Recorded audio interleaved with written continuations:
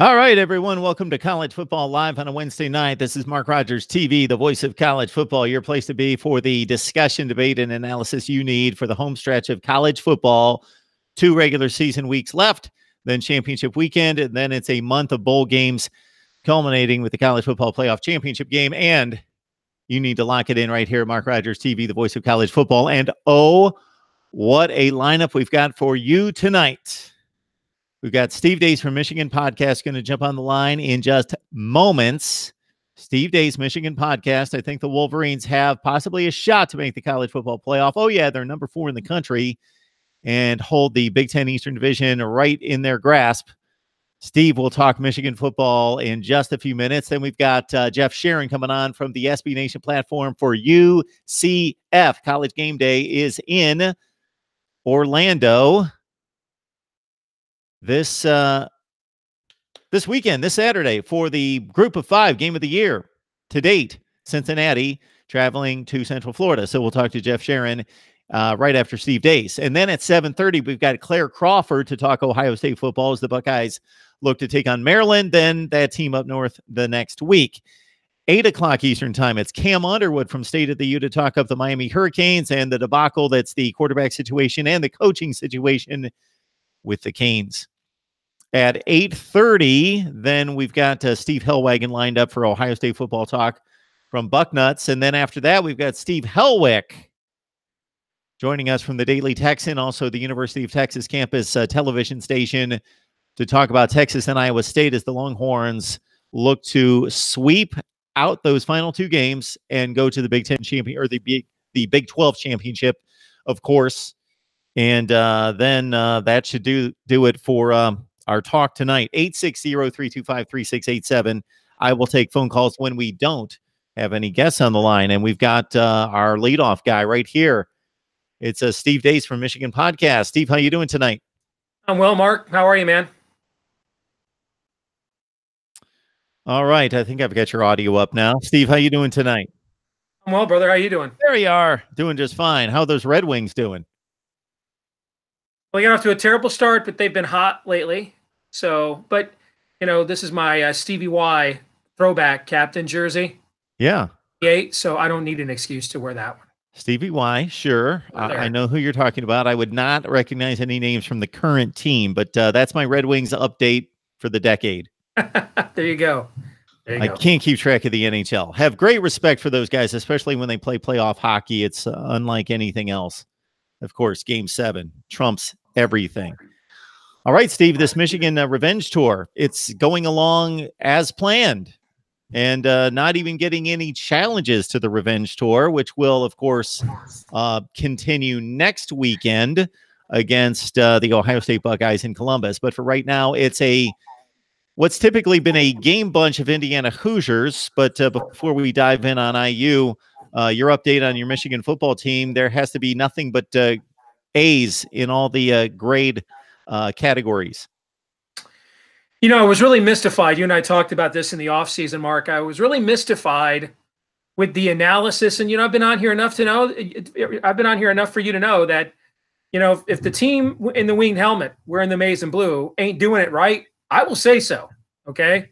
But I was just mystified with this analysis that the number 3 overall defense in the country, returning 9 starters, was going to bring in a 5-star quarterback, and Michigan wasn't going to be any better. Do you remember us talking about that in July and August? It just absolutely made no sense to me. And I said at the time, I get it if you're looking at the road schedule and you're like, I just think they can't win all those games. That's a perfectly reasonable analysis. But I watch people like Barrett Sallee and Clay Travis and Paul Feinbaum and all these people just like, I get, I work in the national media. We all have to play to our respective audiences to some respect. I get that. But to claim that, Shea Patterson was going to be Ole Miss's backup quarterback this year, hot damn, that's one hell of a football program they got right there if he's their backup quarterback, number one. Number two, that he was coming all the way up here to basically run fullback checkdown passes like John O'Korn last year. I just didn't get that analysis. So the level of dominance, I think, is surprising. But, I don't know why anybody's really that surprised Don Brown has had the number 3, number 1, and number 1 defenses at Michigan. I don't know why anybody's that surprised adding a 5-star quarterback to that defense, and they're 10-1. You may be surprised at how dominant they've looked at times, and I am as well. And I think a lot of that is a market correction. When you go back and watch that Michigan State game, we caught 2 balls there on deflected passes that should have been interceptions. And that's the kind of stuff where the universe corrects itself when you've had a lot of bad breaks go against you in recent years. You just, that stuff kind of starts regressing to the mean the other way. I think the domination is a factor of the emotional edge of and some extra motivation, some breaks in the past we maybe didn't get, for example, with a really good football team. But I don't know why anybody would be surprised by a team. I don't know if you saw Mil Kiper's big board today, but I told you I thought we had any NFL prospects on our team as anybody other than Alabama. And if you look at his big board, it says that. I don't know why anybody's shocked a team that talented with an upgrade at quarterback is 10-1. That makes no sense to me. So the big question out there, Steve, is who can beat Alabama? And of course, 10-1 if they beat Indiana, I should say. Pardon me. If they beat Indiana. Yeah, so the conventional wisdom goes to Clemson, and then Georgia, and then it's all over the place, but headed up by Michigan, Oklahoma. Some people believe because of just the change of pace and the offense is so overwhelming. The reason I bring that up is your detractors will say you're just a bit of a zooped up LSU. Okay. I don't, maybe I'm just older now. I don't buy into this. If you don't win the playoff, you had a crappy season. It's not the NFL. We don't have 32 teams. We have 130 teams. I don't think Michigan State feels like their Big Ten title 2 years ago was tainted because they got, poleaxed by Alabama in the college football playoff.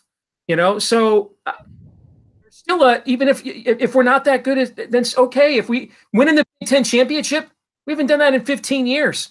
And in an era of non-shared titles and only one team gets to win it.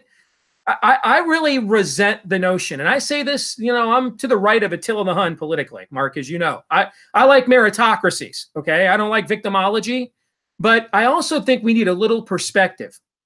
There's more going on in a college football season than just who wins the playoff.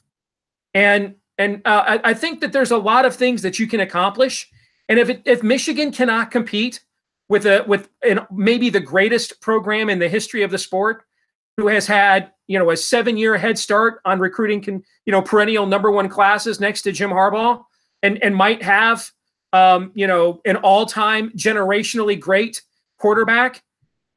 Okay. Doesn't mean your season was crap.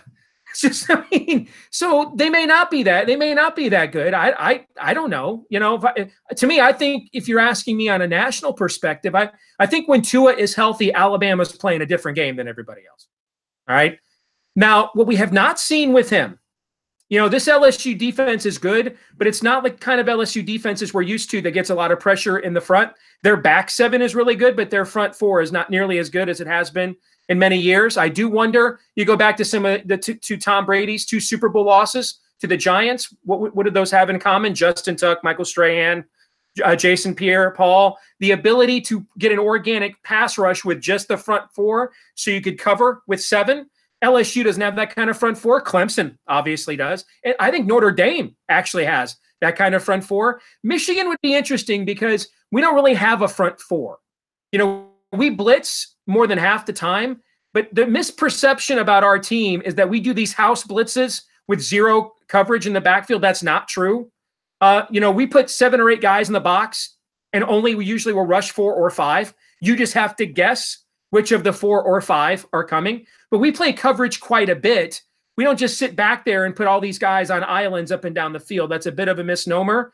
And so, I'd be fascinated to see Tua Tagovailoa's processing speed, which I think is, a God-given level of elite you just don't typically see. To watch him try to figure out on the fly what Don Brown is doing, I think would be fascinating. I look at teams like Notre Dame and Clemson, who I think with traditional front fours that get you a pass rush, I think they have something that you don't see it too much in the SEC. Mississippi State has that. And And Alabama had their lowest point total of the season against them last week. But the problem we have with Alabama is now the defense is coming on. All right. So they were kind of young early in the year, and now all those guys are getting good. So, if you're not as good as the all-time arguably greatest program in the history of the sport, it doesn't mean you wasted your time for the last few months. You still had a pretty meaningful season. So I really resent this idea. This isn't the NFL. It's not the NHL. It's not Major League Baseball. We don't have 30 franchises or 32, 130 schools, and they could still accomplish quite a bit this year between rivalry games and conference titles. If you're not as good as Alabama, okay, you're not as good as Alabama. Steve Deace, Michigan Podcast. Absolutely. So let me extend your point, Steve, because it's easy to make that the bar, the gold standard for somebody else. Meaning if we held ourselves as people, as professionals in our own industries to that standard, basically what we see on social media all the time is basically if you're number two, and I hate seeing this term all the time, you're trash. You're garbage. Yeah. He's garbage. He's trash. Joe Flacco's trash. He's only the 10th best quarterback in the NFL. He's trash. They're trash. You think Joe Klatt is a good college football announcer, Mark? Think he's good? Yes, absolutely. Really good, right? Yeah. What he gets in terms of viewership compared to the number one star at your network, Kirk Herbstreit, nothing. So I guess Joe Klatt, man, should just retire. He should quit. He's trash.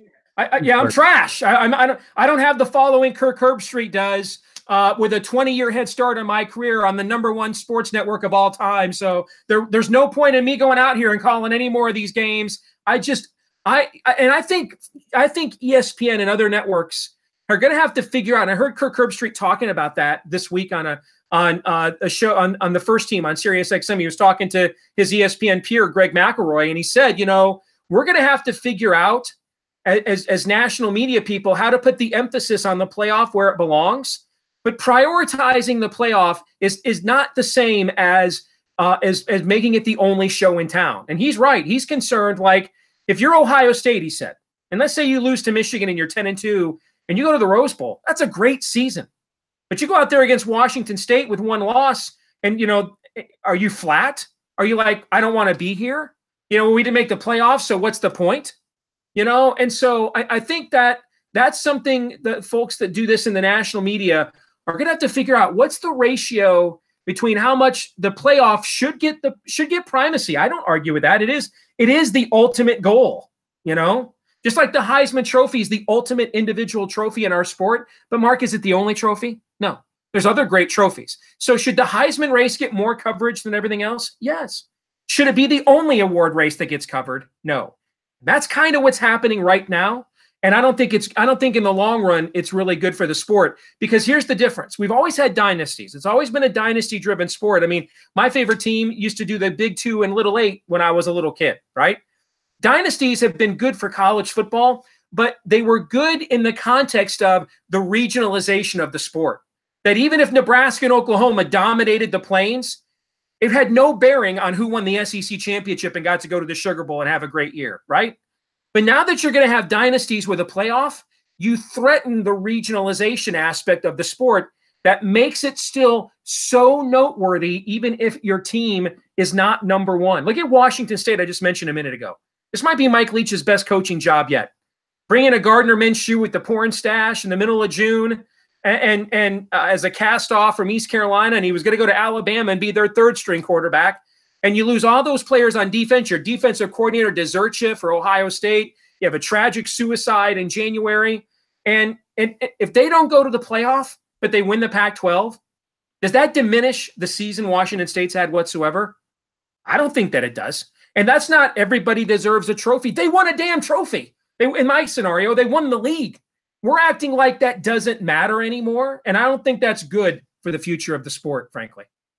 Yeah, because again, we don't even have to conjecture about what Ohio State's going to fail to do this year. Just look at last year.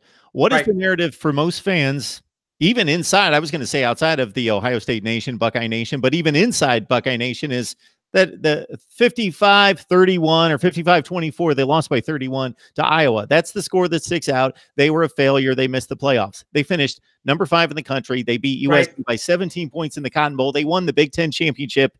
Yeah. And it's a selection process, people. It's not It's a selection process. They could have been selected to play in the playoffs, but they that's the thing too. The other sports that have this notion in the pro sports, they all know what the criteria is to play your way in, right? You can win it. You win your division in one way. You know what your record is, and then you know what all the tiebreakers are. That's why you watch teams in December in the NFL run up the score a little bit because they know that's one of the tiebreakers, right? You know there is an objective criteria that everybody knows. Whoever does the best job of meeting this criteria in all the major pro sports that have a true playoff gets in. We don't have that. We have a highly subjective process where each week the committee goes out there and says, well, for some teams like Alabama, it's about eye test. For other teams like LSU, it's about resume. Well, Georgia, I could argue Georgia actually has a better resume than my favorite team, Michigan. Okay. The whole thing is subjective. And so if we're going to have the worst thing to do is to nationalize the sport with dynasties when it's completely subjective at the exact same time. There's a reason why the pro sports leagues have expanded their playoffs in the last 20 years. They've added wild card rounds, things of that nature. Now, I'm not advocating that for college football. What I'm advocating is we just understand that there's other meaningful, not as meaningful. Alabama, whoever wins this thing on January the 10th, absolutely, or 8th, I think it is, absolutely deserves the lion's share of the acclaim. But it doesn't mean the other 129 teams that played this past season didn't accomplish anything. And I think we're kind of heading down that road, and I don't think it's good for the sport. God bless you, Steve Dace, because you just did what I try to do each and every day here practically and beat my head against the wall trying to get certain points across, and that being one. Like I could take, and I think you'll understand my comparison here and my correlation as it is, Urban Meyer, Nick Saban, since Urban Meyer's been at Ohio State, take out the postseason because neither one of them could completely control when they were not in the postseason. Just take the regular season. They basically have had the same stay at each school. The record's almost identical to a T. Now, there have been certain breaks and bounces that led, or selections that were made in Nick Saban's favor that afforded him the opportunities. All credit to Nick Saban in Alabama that they completed the run. When given the opportunity, they took advantage and ran with it and won the championship. And Ohio State did, and they didn't. But they weren't afforded as many opportunities with almost exactly the same credentials in the regular season. Mm-hmm. And we don't have a committee deciding who makes the Major League Baseball playoffs. No. We don't have a committee deciding who makes the NFL playoffs. We have one in college basketball, but the argument in college basketball every year is who are teams 69, 70, 71, and 72, who we all know aren't going to win this anyway. We're arguing about who teams 3, 4, 5, and 6 are. That's a far more divisive argument. And that's why I just think we need a little perspective. If you can have a meaningful season that matters greatly and not win the playoff or even get to the playoff. And I agree, the teams that win the playoff, because all the leagues agreed to these rules too at the same time, right? So everybody agreed these are the rules. So whoever wins the most by those rules deserves the lion's share of the acclaim. I don't debate that. I'm simply saying, though, there's other ways to have a meaningful and enjoyable football season than just doing that. That's all. Okay, Steve, I've got Jeff Sharon from Black and Gold to talk UCF with Cincinnati on deck, but we brought you on here to talk Michigan football. So give me your best synopsis on what are you just overjoyed, just can't get enough of out of this Michigan team that just has you just feeling so good about it? What maybe still is a concern heading toward Columbus in a couple of weeks, and kind of your wrap-up synopsis here? The biggest concern I have about heading into Columbus, I think Ohio State's defensive issues are going to take a year to fix. That they're just too young in the back seven, Mark. They're just too young. They've had cluster early entries to the NFL draft in the secondary, and you're seeing that. And they took their best edge rusher, maybe the best edge rusher in all of college football, and he's gone.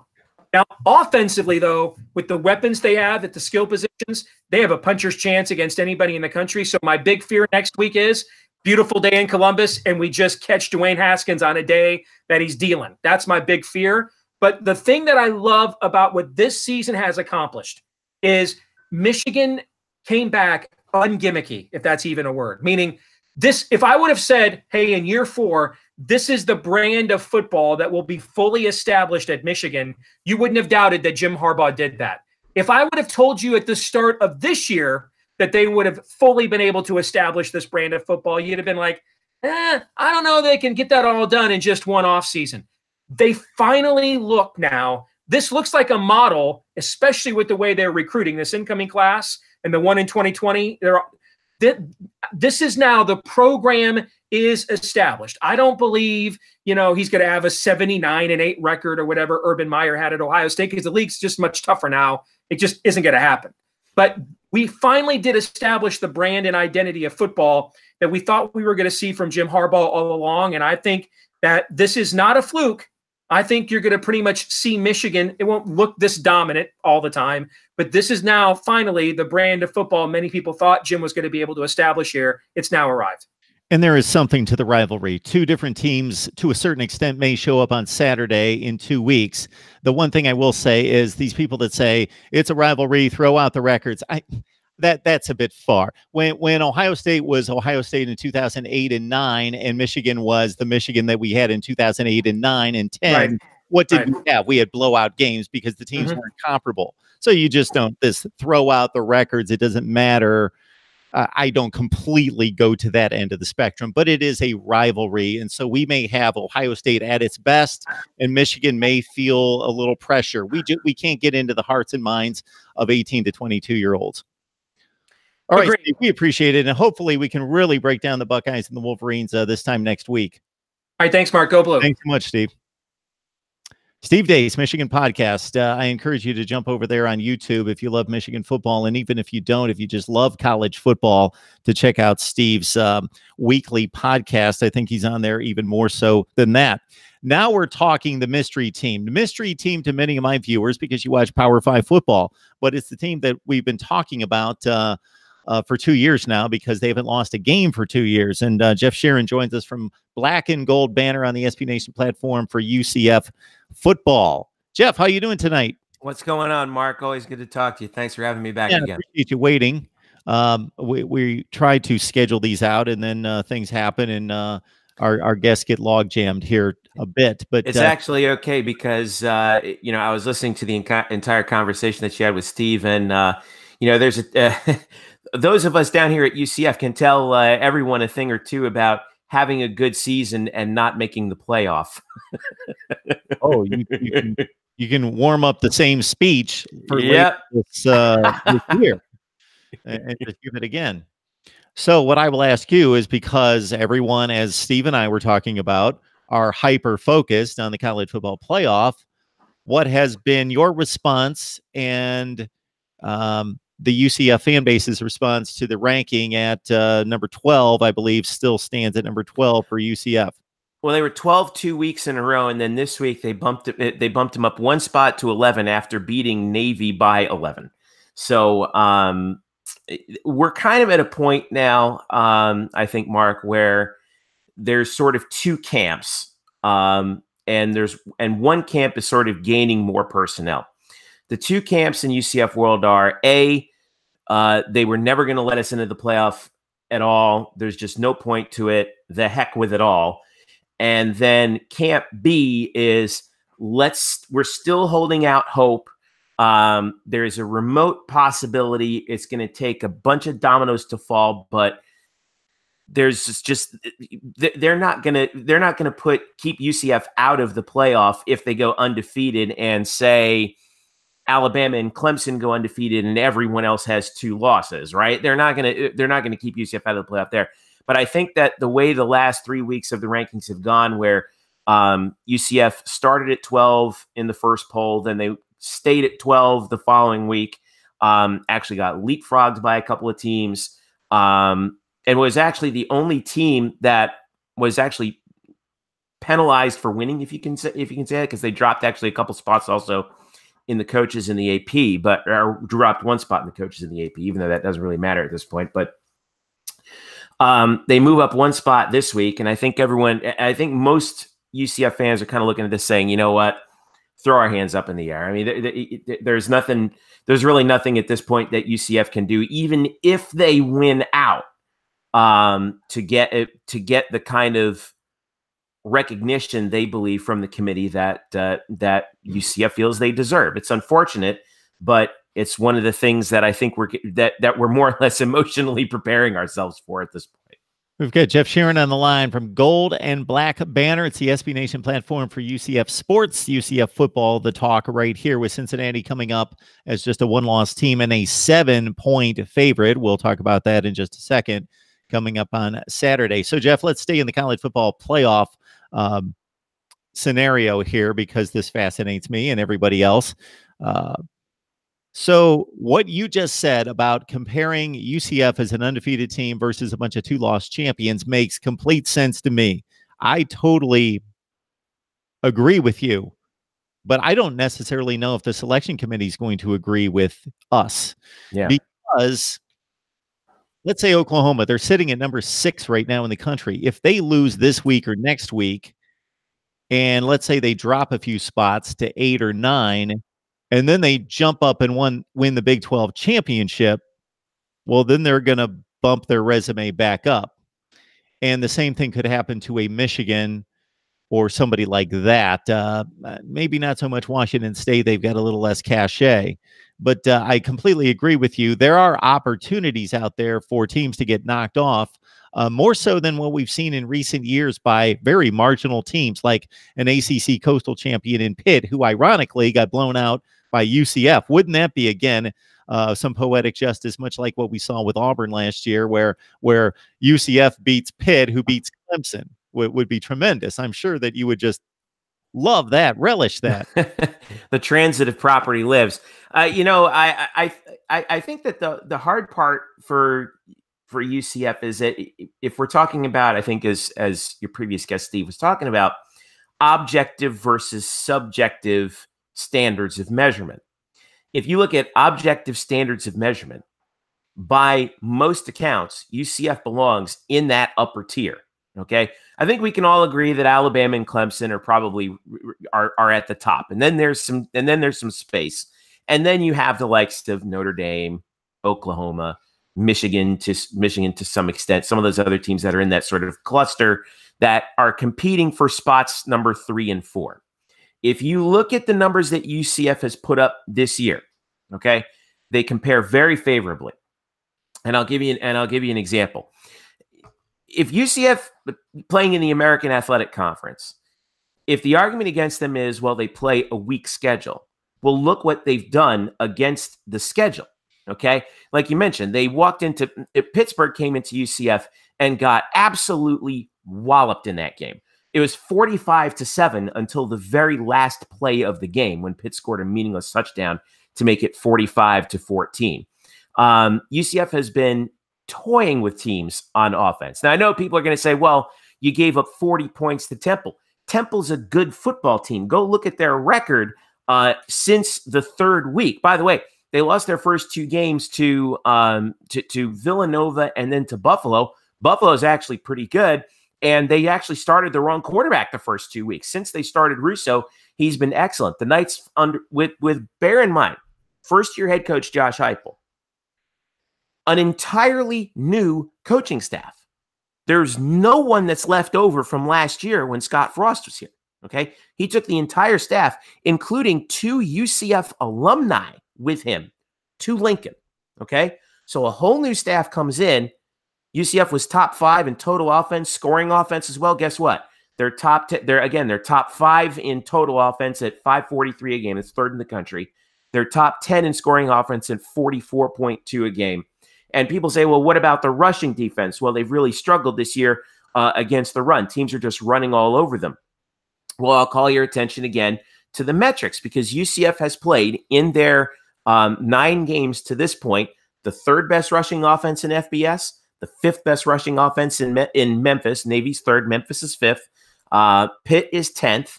Florida Atlantic's 11th best in rushing offense. And they're getting Cincinnati this Saturday, who's 17th. So no wonder teams are running up against them. They're playing against some of the best rushing teams in the country who've been running over everybody. All right. So and one last point on this, and you mentioned Oklahoma. The double standard that UCF fans are really upset about is look what the narrative was coming off the Oklahoma Texas Tech game last week.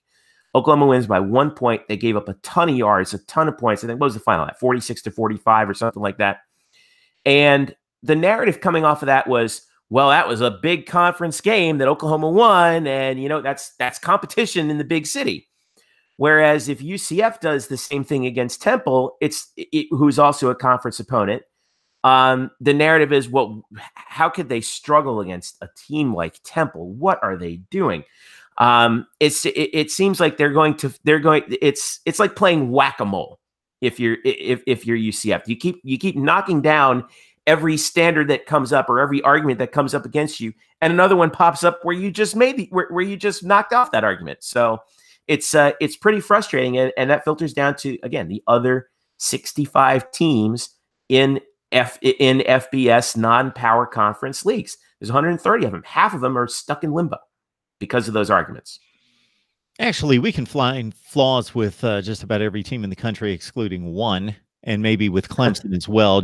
We can add them over the last 4 or 5 weeks, but not the entirety of the season. So everybody has flaws. If we want to sit here and nitpick and look at flaws for every team, they are easy to find. They all have them. These are kids out there running around from 18 to 22 years old. There are flaws on these teams. And one of the reasons there are flaws is because they've got to play other really good athletes on the other side that expose those flaws. They're not out there.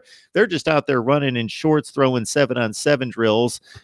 They're all going to look great. And if we had that kind of resistance doing our jobs, somebody trying to stop us from doing our jobs, we wouldn't be so good at our jobs either. That's one of the things that differentiates athletes and the competition out there is somebody's got to look bad. Somebody's got to look bad on every play, and somebody looks bad at the end of the game and doesn't come up successful regardless of how good they are. Yeah. We got Jeff Sharon on the line from SB Nation's platform for UCF football. It's Black and Gold Banner. Please join him right there for Central Florida football talk as the Knights take on Cincinnati. 4-8 last year, got off to a great start, and that has continued. They beat UCLA in week 1. That was something in the range of a 2-touchdown upset, and then they've just carried it on through and played extremely well. What surprises me is that UCF at home, having won all these consecutive games, is, if I got this right based on what I saw today, Jeff, is a full touchdown underdog at home against the Bearcats. I got to double check that one for you real quick, but Cincinnati is a very good team. 9-1 for Luke Fickell and his squad, coming off of that season last year. Now, bear in mind, last year when these two teams faced off, the game got stopped after 3 quarters because there was a terrible rainstorm. By the way, UCF is a 7-point favorite. There you go. That's according to OddsShark. The over under is 60. Just glancing at a TV screen real quick. That's all right. But the game was stopped after 3 quarters, and UCF scored 53 points, and I think they scored touchdowns on every drive in that game. It was an offensive masterpiece last year. This is a different Cincinnati Bearcat ball club, and Luke Fickell, of course, who comes from the Urban Meyer tree over at Ohio State, deserves a tremendous amount of credit for what he's done with the Bearcats. Again, I mentioned that they're the 17th best rushing offense in the country. Their defense is scary good. Now, what's interesting to note, though, is that UCF is a pretty good running offense themselves. They're 4th in the country in rushing in FBS. And they're the highest ranked team that doesn't run the triple option. So we have ourselves kind of the unstoppable force meeting the immovable object. This is a team that's 6th in total defense in Cincinnati, facing the number 4 total offense in the country. It's the stage for this game is tremendous. ESPN College Game Day is going live from UCF this weekend. It's the first time that they've ever made a trip to UCF's campus. They're going to be set up on the Memory Mall out here, and UCF is really rolling out the red carpet. They are blowing this thing out for ESPN College Game Day, and the game itself is going to be televised at 8 p.m. on ABC, national television for UCF and Cincinnati. Say what you want. This is the big stage for UCF that UCF fans have been craving for years, especially since they opened up the on-campus stadium in 2007. There was always, what if College Game Day would ever come here?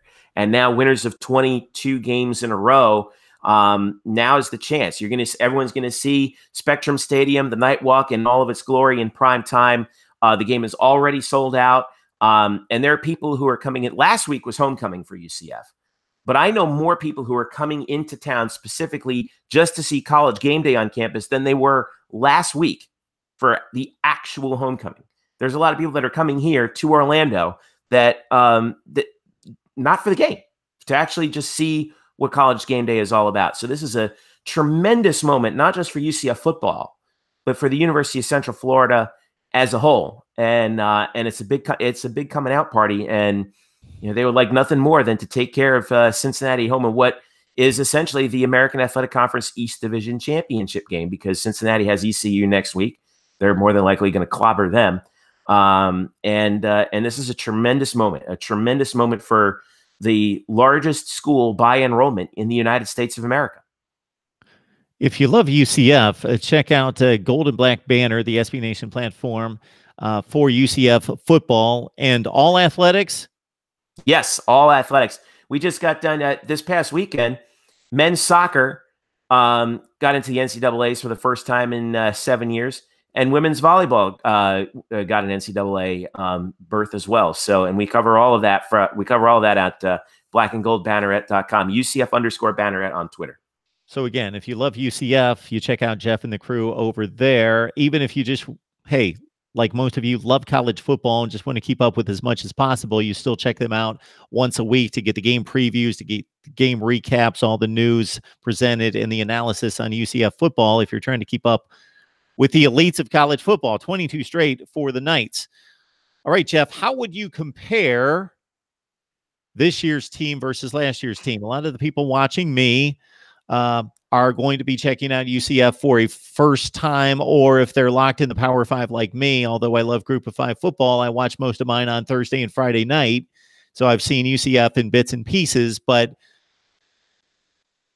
just because of the storyline last year and because of the buildup of the undefeated record, that most people saw South Florida. They saw the championship game in the conference, then saw, of course, the game against Auburn. And it's probably going to follow much like it did last year in regards to eyeballs building up across college football nation to see UCF here at the tail end.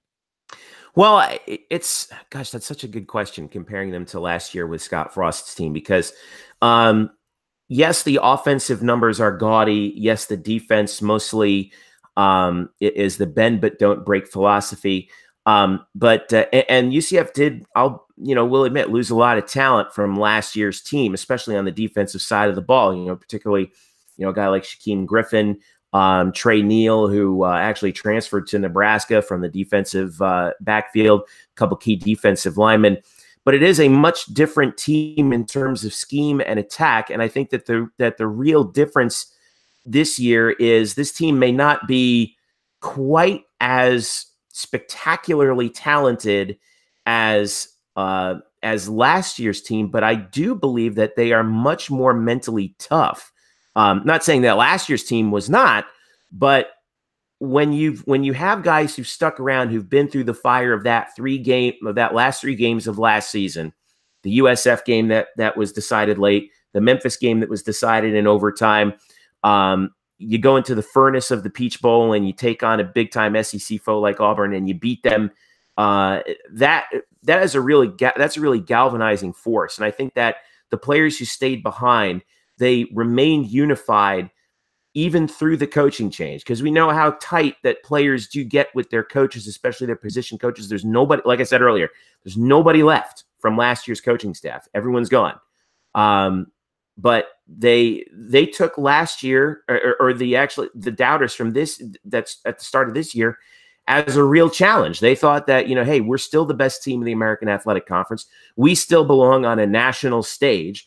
We still think that we can beat any team in the country. They really do believe that. I know that a lot of people around the college football world may think they're absolutely crazy, but they really do believe that they belong on the same stage as Clemson and Alabama. And all these athletes ever want, this just as well as anybody, Mark. Any athlete at any level always says the same thing. They just want a shot. Just give me a shot. If I don't make it, fine. I can live with that. But I can't live with not getting a shot. I think that Josh Heupel has done a very good job of galvanizing his group. In addition to teaching them a new system. Remember, this is a total. It's a much more vertical passing game that he runs for Mackenzie Milton. Mackenzie Milton has just been absolutely spectacular this year. He's had his share of growing pains with this new system, believe it or not. But he's so accurate with the football and makes such quick decisions. He's just a joy to watch. He's a joy to watch play quarterback. And get this, UCF is 4th in the country in rushing. No player has more than about 650 yards rushing. It really is running by committee. And this defense, even though they do give up their fair share of yards and of late fair share of points, they're coached by Randy Shannon. Randy Shannon is the defensive coordinator, and he's excellent at second half adjustments, as we've analyzed at Black and Gold Banneret as well. And this team has managed to force turnovers force timely turnovers. And get the job done. They almost lost that game up in Memphis in the rain, but they shut Memphis out in the second half, and that was due to Randy Shannon's scheme taking care of business. So I do think that if you've never exposed yourself to AAC football, if you want to see who the class of the group of 5 schools are, if you want to see what all the hubbub is about UCF, Saturday night's your chance. Tune in and watch this game, because you're going to see one of the best offenses in the country facing off against one of the best defenses in the country, their biggest test this year in Cincinnati. But this is UCF's grand opportunity to show everyone the atmosphere that we have here in East Orlando. It should be a beautiful night at Spectrum Stadium, and it's going to be a lot of fun. It's just a shame that 22 consecutive wins, 3 wins away from being one of the longest win streaks in modern college football since World War II, one of the top 15. And they're not even getting a sniff of consideration to see what they can do on the big stage against the likes of whoever, Alabama, Clemson, Michigan, Notre Dame, Oklahoma, you name it. That's a real shame, because we here in Orlando would love to see how UCF would stack up against those teams. It is a shame, because you did get an opportunity against a team that did lose a few games, but was able to just weeks prior beat the #1 team in the nation and do it twice. Yeah. And then we've talked about the irony of obviously doing it on the same field that the national championship was played on, and having that transitive property against Auburn, having them then previously, of course, beat Georgia and Alabama. Jeff, let me throw this one out at you. Okay. So it's difficult for this committee and any one of us to evaluate the teams in the Power 5 that don't play each other.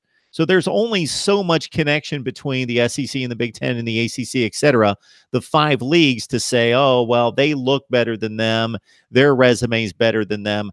There's only so much connectivity between those leagues to make a reasonable evaluation. Then you bring in the group of 5, and whether it's that close or that close, wherever it is, and the upper echelon, the very tip top of the group of 5, obviously, we're talking about with UCF, is there a way to make a proper, something close to a reasonable evaluation of where they should place and how much better their record should be than the top of the Power 5 to slot them into one of the top 4? And how do we correct that? The way we correct it is by having a playoff with at least 8 teams. Yep. That's the only way we can do it. At least 8. I'm actually one of those lunatics who thinks we should have 16, and have all 10 conference champions and 6 at-larges. Did you do that before me, or did I think about that before you? But I've said the same thing. I really do believe that. I think it's the only way to truly, for once and for all, settle this. But the powers that be love what we're doing right now, right? This is the great revenue generator. It is discussing college football, especially in this day and age. And until the proper incentives kick in for those schools to essentially let the fans have the proper format for deciding all this, we're just going to, that's all we're going to do is just continue, is to continue talking about it. I think that there's a way that you could do it and I know a lot of people say, well, you're going to have to shorten the regular season. Well, if the argument with a playoff is, well, that makes the regular season less significant. Well, if you want to make it more significant, shorten it, right? There's ways that you can do this that also preserve that. And the other concern that I hear a lot is, well, you'd be asking these kids to play 16 games. That's not necessarily true. You'd be asking 2 teams out of 130 to play 16 games. And some of them, if they're an at-large team and they don't, for example, play in a conference championship, a la Alabama last year, guess what? They'll only play 15 games. So I just don't buy that argument about, we're having all these teams play all these extra games. No, you're not. You're having 2 teams play the extra games. And oh, by the way, here's this giant canvas bag of money with a dollar sign in front of it to have that extra set of games, right? It's a revenue. It's a revenue generator. And, I really would love to see, if I were the emperor of college football, a 16-team playoff, all conference champions get in, 6 at larges. You seed it based on aggregated computer rankings. And then also I would like to see us shorten the regular season to 10. Have every team play an FCS. Everybody plays an FCS team at home. Have that be a preseason game that doesn't count against your record. Have 2 bye weeks, and you can do that. I've actually figured out how to do it in a calendar. And then we can have an actual playoff that goes through the month of December that will get tremendous ratings. And we can have the thing that we have at basketball. We can have a Cinderella in football. Wouldn't it be fun to see UCF or Utah State or Fresno State or a team like Houston, also in the American Athletic Conference, take on the likes of Alabama and Clemson? Let's figure out who really the best team in football is. As it is, those 65 teams in the so-called Group of 5 conferences, they're stuck in college football limbo because they're not in FCS where they have a full playoff, so they can't win a national championship there. And the committee sure as heck isn't going to put them into the 14 college playoff, which is basically bought and paid for by the 5 major conferences. So they're stuck. What can they possibly do? And it's the only sport in all of college sports where we do this, where there's a second-class citizenry essentially in their sports purgatory. And that's unfortunate because, a lot of us, like I said, UCF is the largest school in the United States of America by enrollment. There's a lot of alumni coming out of the school every year. About 15,000 people per year graduate from UCF. And that's only going to continue. It's only going to continue to be like that. That's more than any other state, any other college in the state of Florida. UF, Florida State, USF, everyone included. Even FIU. Wouldn't it be fun to see what a school like this can do? Jeff, you're making some of the same arguments that I make all the time. So you and Steve lining up with me tonight, arguments that I've been making for 8 or 10 years on here. So one day the committee will just ask us, and then we'll be able to provide them a unanimous opinion. Wouldn't it be great? I've forgotten to give them my phone number. That's the problem. I know. We have to like mass tweet these guys. We have to figure this out. Maybe we'll slide into their DMs. Who knows? So much like the NCAA basketball tournament that you bring up, where you have definitely the top, I'm going to throw out a number, roughly 35 or 40 best teams in the country playing. And then you may have a gap because you're including some conference champions. So there may be the 40th best team in the country may be left out or something like that. And probably not going to contend for a national title once they start playing for the tournament anyway. And then you have, lower teams. So if you had all 10 conferences represented, then you had 6 wild cards from that computer formula. Yes, you would not have the 16 best teams in the country. You would have the probably 9 or 10 or 11, probably further than that, something in I'd say probably about 12 or 13 top teams in the country. Then you would fall off a cliff and you would have the Sun Belt winner who is the 72nd. If we were God and could come down and say they are the 72nd best team in the country, yes, they would be. You know what? But number one, most of the time they're going to get crushed in the first round, but they were given the opportunity that they earned, not given the opportunity. They earned the opportunity that they otherwise don't have because, again, they're in purgatory, as you mentioned. They're the only level of football or sports anywhere at this level that you can find that don't play for a championship. Number two, yes, if the likes of South Alabama has to play Ohio State and USC and fill in the blank every year after year, we're going to have a 116 game that's going to be 50-0 year after year. But there's going to come a time where there's going to be a really good game. And then there's going to come time where it may take a long time. One of those upsets are going to occur. But I at least just want to see the 28-21 game in the fourth quarter where Oklahoma's playing South Alabama. And hey, this is exciting. That's a lot more likely in college football than, say the 116 seed in college basketball. As we've seen, it was only just this past year that the first ever 16 beat a 1 in the first round of college basketball. But if you're taking, say, the Sun Belt champion, okay, and you're stacking them up against Alabama, and Alabama's gotten through that SEC schedule, and let's say they won the SEC championship against Georgia. That's a pretty beat-up, tired Alabama team, I'm thinking, right? Probably going to play that game at home, let's say, in this hypothetical universe that we've cooked up out of thin air. Who's to say that they don't have a bad day? And who's to say that a team that the UCFs or the Utah States or the South Alabamas or the or the Tennessee or the MTSUs of the world don't walk into those places and say, you know what, we can beat this team. All you got to do is just lace them up and play for 60 minutes. I think that would be a fun experiment to have. And if there's one thing that we know from college football in the month of September, it's that stuff does happen. Okay, go ask Michigan what happened about 10 years ago when they played then FCS Appalachian State, and they were ranked number 5 in the country, and no one gave them a chance.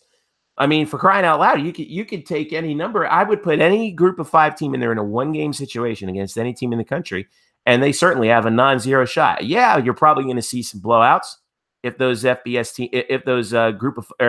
power conference teams take care of business. But eventually someone's got to hit somebody.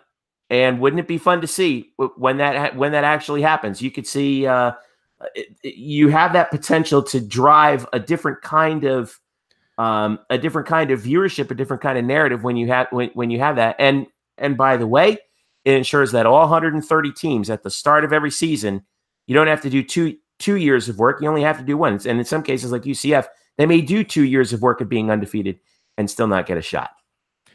Jeff, in theory, I agree with everything that you just stated in regards to affording the opportunity and earning that opportunity based on the field championships for those lower divisions. But I'm not quite as optimistic of those teams competing against the likes of the top 5 to 10 in college football. I think it would be a complete. Okay, we are taking all the conference champions, right? So we're including Conference USA in the Sun Belt. So in the group of 5, yes, the American and the Mountain West are right there. But once we drop to the MAC, the Sun Belt, Conference USA, I have a difficult time envisioning those teams competing with the very best teams in college football, Georgia, Ohio State, whoever it is for that particular year. I think those games would be annihilations most of the time, but it would be intriguing because I'm guessing once out of every 8 to 10 years, we've got a really good game in the fourth quarter. Isn't that? But isn't that worth it? We live in this world on in the media where, hey, are you watching ESPN2? Look what's happening with, say, UAB against Alabama. By the way, UAB clinched their division in Conference USA.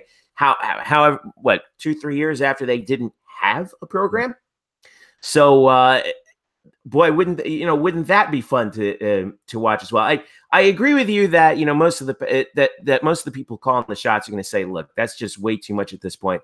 That's fine, but I think that what UCF's role is this year, and I think what we're going to see from other schools as time goes by. Next year I think Houston's going to have a very good year.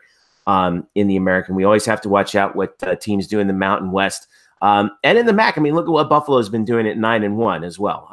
You never know what these teams are going to be able to, come up with in terms of talent. And considering the fact that, Michigan and Alabama and Clemson fans don't want to admit this, but the world of college football is a lot flatter than it used to be 20, 25 years ago. Ever since the scholarships went down to 85 in 1992, look what's happened just here in the state of Florida. It used to be just 3 schools, Florida, Florida State, and Miami. Now, since they dropped the scholarship limit to 85, we've seen UCF move up from then 1AA to 1A and into a conference, okay? Mind you, UCF started out as a Division III team in 1979. So they paid their dues moving up the ladder. USF started football in 1997. We've seen FAU start football in the early 2000s. FIU start football in the early 2000s. So that has flattened the talent pool out. We have a lot more kids going out these days for football, and we have a lot more opportunities for them to go. And these schools do provide them opportunities like UCF, and coaches can recruit at places like UCF and say, hey, do you want to sit the bench for 3 years at Alabama, or do you want to come start your freshman year for me? And that's a very powerful argument that they can make in recruiting. I think you're right, though, that the next step is most likely going to be 8. I just think that what I would like to see when the playoff, and I do believe that come the next round of television negotiations, that the playoff is going to expand to I would hope 8. I'm hearing 6 all the time from people. It should be 8. I would hope that you had, buys are ridiculous, but I would hope that the way you come up with those 8 is you tie it to the conferences and you say, all right, the 5 power conference champions get in, right? So ACC, Big 10, SEC, Pac-12, Big 12.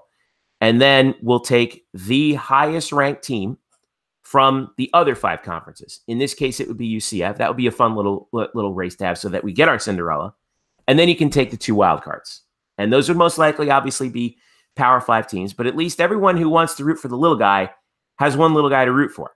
And that would totally change the dynamic of college football. And I think it would make the regular season that much more significant, because now we know that the conference races all matter. Okay. Someone's going to get that berth. The conference races all matter. The group of 5 teams know that they're in their own sprint to the finish line. We all know that matters. And oh, by the way, you still get that. You say, well, the more berths you have, the more second chances you give people.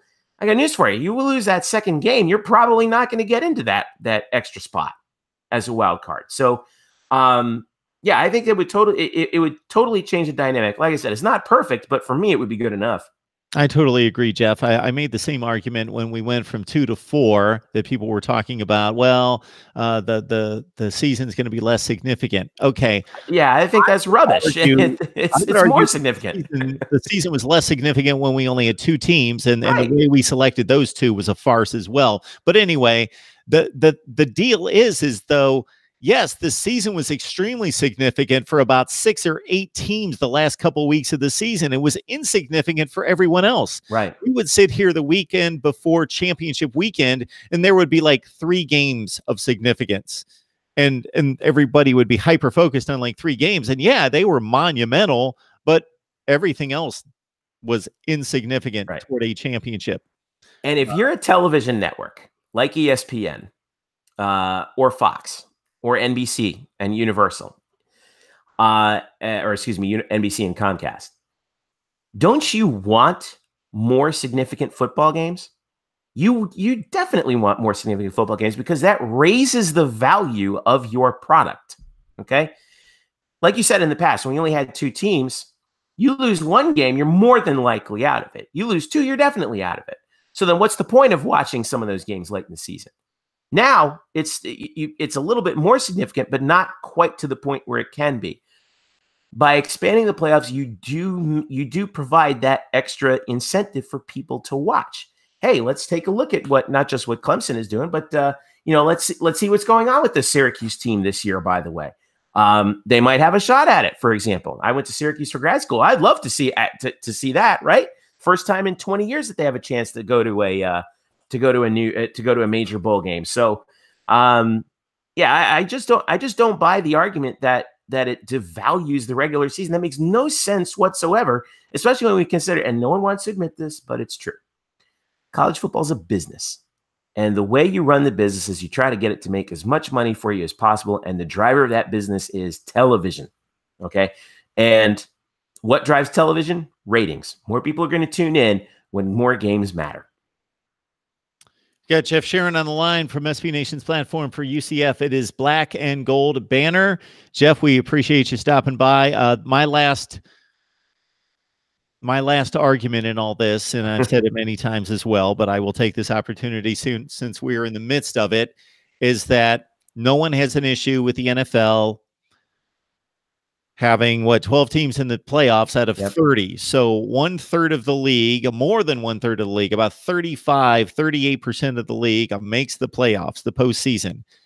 I have a few guests who come on here who I greatly respect and admire, have a great discussion with them. But on this one point, I don't understand the logic that they think that this would just, even at 8 teams, would greatly water down the playoff. 8 out of 130, it's like 6% of the entire nation. What are we talking about there? Yes, like 8 out of 130. You have to be elite. 8 out of 130. And then on top of that, they say, well, can you imagine the number 8 team in the country? They've probably lost 2 games. So, okay, awful. They're 11-2. Let's say that that's not worthy for whatever reason. I looked at previous years. One year it was Michigan State. They're 11-2. They're number 8 in the country. But to win a national title, that team not only had to achieve at that level, winning 11 of 13 games, they then would have to beat the number 1 team in the country in round 1. Then they would have to beat 2 of the other top 7 teams. They would have to beat 3 of the top 7 teams in the country consecutively to win the national title. And if that's not earning a national title, I don't know what is. Exactly. That's the other thing, is that we know how difficult the road would be because it's a 1-game situation. And again, we're not letting 64 out of 130 teams into this playoff. You're still getting the absolute cream of the crop. Okay. No one can make the argument that the number 8 seed in an 18 playoff is, as we were alluding to, a trash team, right? There's no way that you can make that argument. So, yeah, we're starting to see the demand now really come to the fore. And, my buddy Eric Lopez, who I host our podcast with, he says this all the time: this is a slow-moving sport. I'm like, yeah, it's a slow-moving sport, but it's no longer a slow-moving world. It's a fast-moving world. And what moves the world fast is business. And if ESPN or whoever is going to get the next contract when it comes to, I think it's 2024, 2025, somewhere around there, if they sniff an opportunity to make even more money, believe me, they're going to chase that money, because we live in a much more fractured media world now. It's a lot harder to get eyeballs on TV to watch, to watch anything, really. The only thing that people watch with any semblance of regularity is live sporting events. And when you have, and in this case, when you have a playoff in college football that's not run by ESPN, but is televised by ESPN. Got to remember this, the other thing too. ESPN and ABC, which are owned by Disney, they can't carry the Super Bowl, all right, which is the biggest television event that there is in the world every year. The other three of the big 4 networks can, but they can't. Okay, so that's why we have, in a partial way, why we have the playoff, because if you add up the viewership for those 3 football games, it comes not quite to the level, but pretty close to a Super Bowl. And those are games that everyone tunes in for. Okay, so if you expand that package, that is ESPN and ABC's Super Bowl right there. We would have 7 games if it went to 8. So yeah, it's one of those things where you and I might sit here, Mark, and say, well, it makes too much sense, and that's why it won't happen. I think we're well past that. I think we're at a point where it does make sense. We just have to wait for the contracts to run out and get renegotiated. Meanwhile, we will wait to see when UCF loses its next football game, and Jeff Sharon and everybody else with the Black and Gold Banner and UCF Nation hopes it's not here in 2018, but they complete another run to an undefeated status, which is going to have to mean a win over a tough Cincinnati club this week, a conference championship game again, and then a bowl berth against who knows who. If we have complete chaos, maybe it's in a college football playoff. If the likes of Northwestern and Pitt can win conference championship games, we shall see. Jeff, we appreciate you stopping by and enjoy the conversation. Thank you, Mark. It's always good to talk to you. Enjoy the game on Saturday night. Should be a fun one. We will, definitely. Cincinnati and UCF on ABC. Talk some Miami football with Cam Underwood from State of the U. And Cam, we'll bring you right on here and set you up for a game that we were talking about in the offseason a number of times, because we expected, and most of us circled, November 10th as, well, Miami's here, Virginia Tech's here, everybody else is wherever, they're all mixed up. And so this is going to be the game that Virginia Tech, especially since they're at home, will have their shot to knock off Miami and win a division championship. Otherwise, it's Miami's. And that's what we thought from the second week of January until, about 3 or 4 weeks ago. Yeah. Hey guys, welcome. And the 17th is the last week. The 10th was the Georgia Tech game. So but no worries. Everybody thought, wait.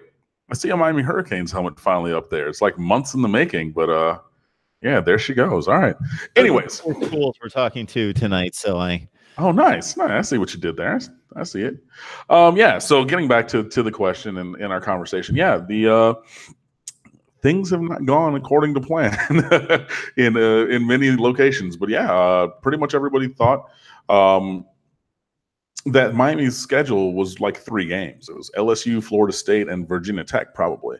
And that proved not to be the case, because Miami definitely did not meet the level of performance, and has not met the level of performance this year, and many times.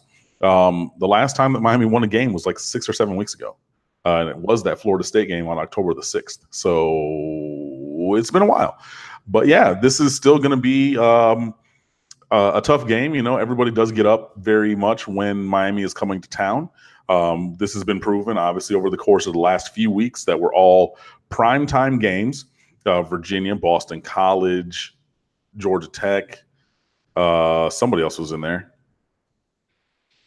Duke, at home. Sorry, that was the one I was forgetting. But all those games were primetime games. Duke was here in South Florida, and the other ones were on the road. But everybody gets up for Miami, because Miami is everybody's Super Bowl. And even though Miami has not won a championship, other than the Coastal Division championship from last year, national championship since a while ago,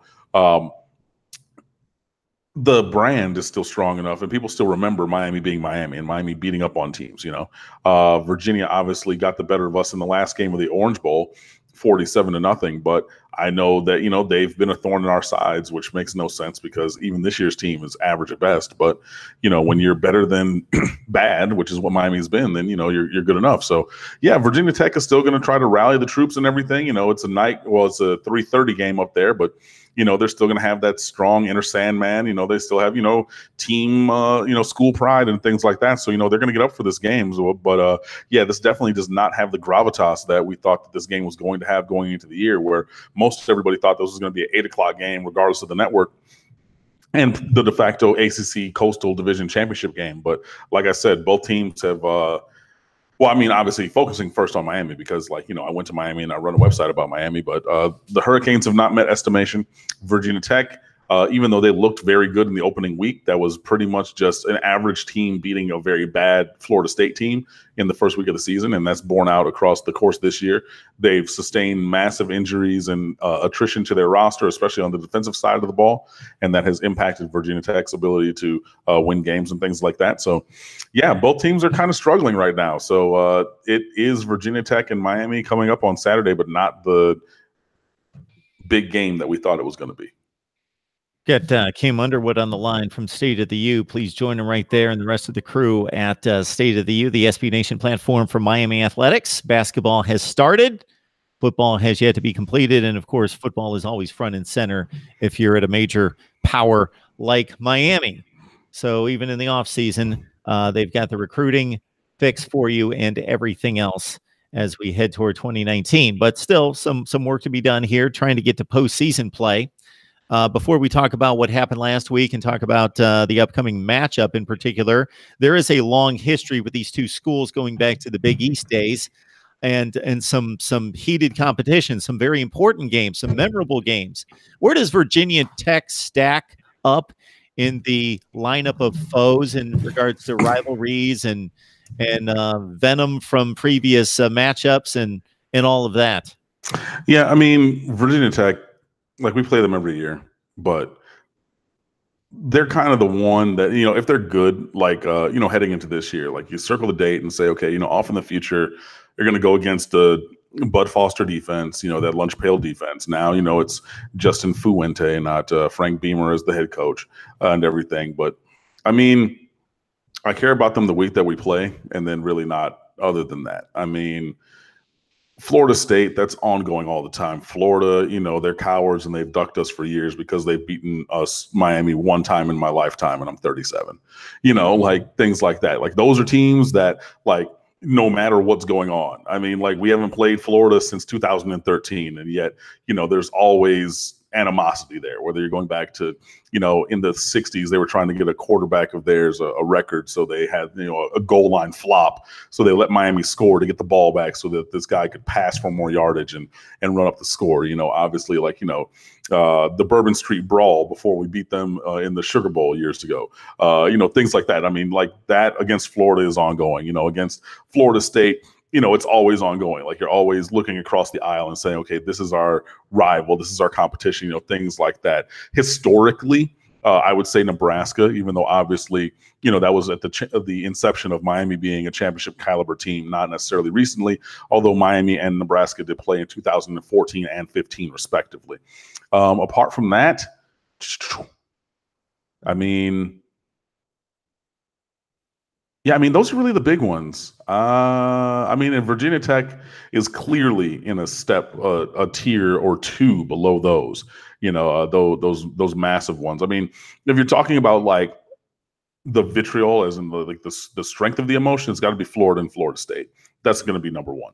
If you talk about the historical connection between the teams, then you're talking Notre Dame, Oklahoma, and Nebraska.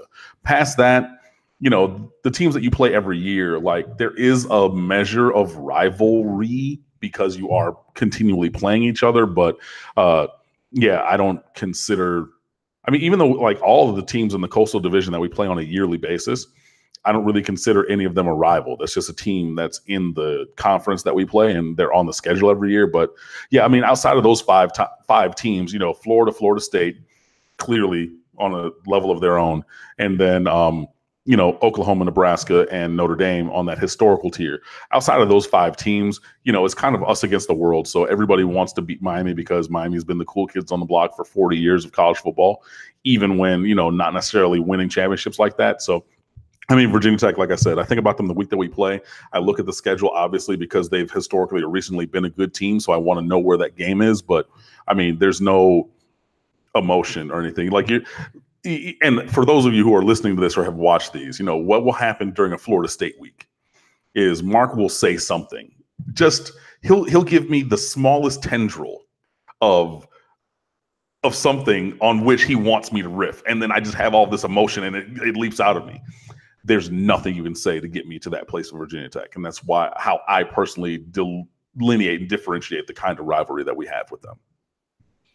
Yeah, it would have to be based on that particular season's circumstance that you would be that amped up for the game. But then it could be Virginia or Duke if both teams were 8-1 or whatever. Mm-hmm. I'm interested because as soon as you mentioned the fight for players with Florida State, and Miami, I went to the Virginia Tech roster and I counted the number of Floridians. And based on your recruiting knowledge, that you can conceivably know of every player in the nation, I would just be interested to know if you know any background on any of these players. I don't know that they're significant players or not. We've got Robert Porcher, defensive lineman, redshirt freshman. Does that ring a bell? Orlando Absolutely, because his father, Robert Porsche, played the for the Lions. Detroit Lions, who I rooted for growing up, was number 91 at defensive end, played with Barry Sanders and Luther Ellis on the defensive line, and Lomas Brown on the offensive line, and Scott Mitchell, and all those multitude of quarterbacks that we had. So, yeah, Robert Porsche Jr., who is, because Robert Porsche Sr. moved to Orlando after he retired, and Bobby P. Jr., like, he grew up there. So, like, yeah, I had an eye out there. It's kind of like Barry Sanders Jr., like another player that I was aware of in recruiting. So, like, more than most would, I do definitely know about him just because of that connection to my youth and his father's professional career. And we've got Oscar Shadley. He's a linebacker, freshman from Naples. That's on the other side of the state now. Yeah, it's going to take me a while to weed through this. Again, there were only 7 on the roster. Most of their rosters from Virginia, Georgia, Tennessee. Chris Cunningham, tight end from Jacksonville. Yeah, that's all the way up north.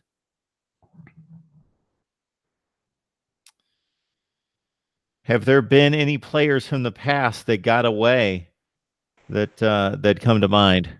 I mean, Isaiah Ford is from Jacksonville as well, I believe. And he went to Virginia Tech, and he had like a late offer from Miami, and it was kind of a, if you want to come here, we'll take you, but not like we're super duper high caliber after you. So he is a guy. Dwayne Lawson was a quarterback there for a season as a redshirt before he transferred, and he was going to be in the recruiting class of 2016, which was the year directly after Brad Kaya was starting as a true freshman in 2015. No. So Kaya was a freshman, 14, 15, 16. Yeah, so it would be the 2015, recruiting class. And Dwayne Lawson, he's a kid from Tampa. He's like 6'6", 210 pounds. He was a state champion triple jumper or something like that. So he had this like elite athleticism kind of thing going on, but he didn't want to sit behind Brad Kaya. So he decommitted, and then he ended up going to Virginia Tech before washing out from there. I mean, there's a kid from Jacksonville or Oakleaf High School. This is the same high school as Shaq Quarterman. He's a running back in this class called Keyshawn King. And he's committed to go to Virginia Tech as well. Has a Miami offer, and well, Miami has no running backs in their class now, so we might actually circle back on that after more than a year of, kind of having him like kind of on, not, I don't even know if he was on the back burner. We might have put him back in the cupboard, in the pantry.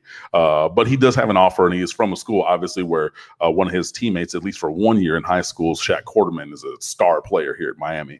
So he's another guy who is from the state of Florida and going to potentially go to Virginia Tech. And I'm sure that there's probably a couple others, but not really many. I mean, like Miami, it might be a couple linemen or something like that, maybe like those developmental types who are like, okay, 3 or 4 years down the road are going to pay dividends, like a Danny Isadora, who came to Miami. He's from Weston Cypress Bay High School, and he was a good guard. He started here for 2.5 years, but he didn't start playing until his 3rd year on campus. So it was a redshirt sophomore year, really. So it might be a couple of those guys who, like, you get them, you change their body type, you definitely increase their strength and flexibility and technique, and, really looking at the future for potential. So, I mean, those are just a couple of guys. But yeah, really, Miami is not recruiting against Virginia Tech too much. There was another kid, Sean Savoy, is a wide receiver, number 15, I believe.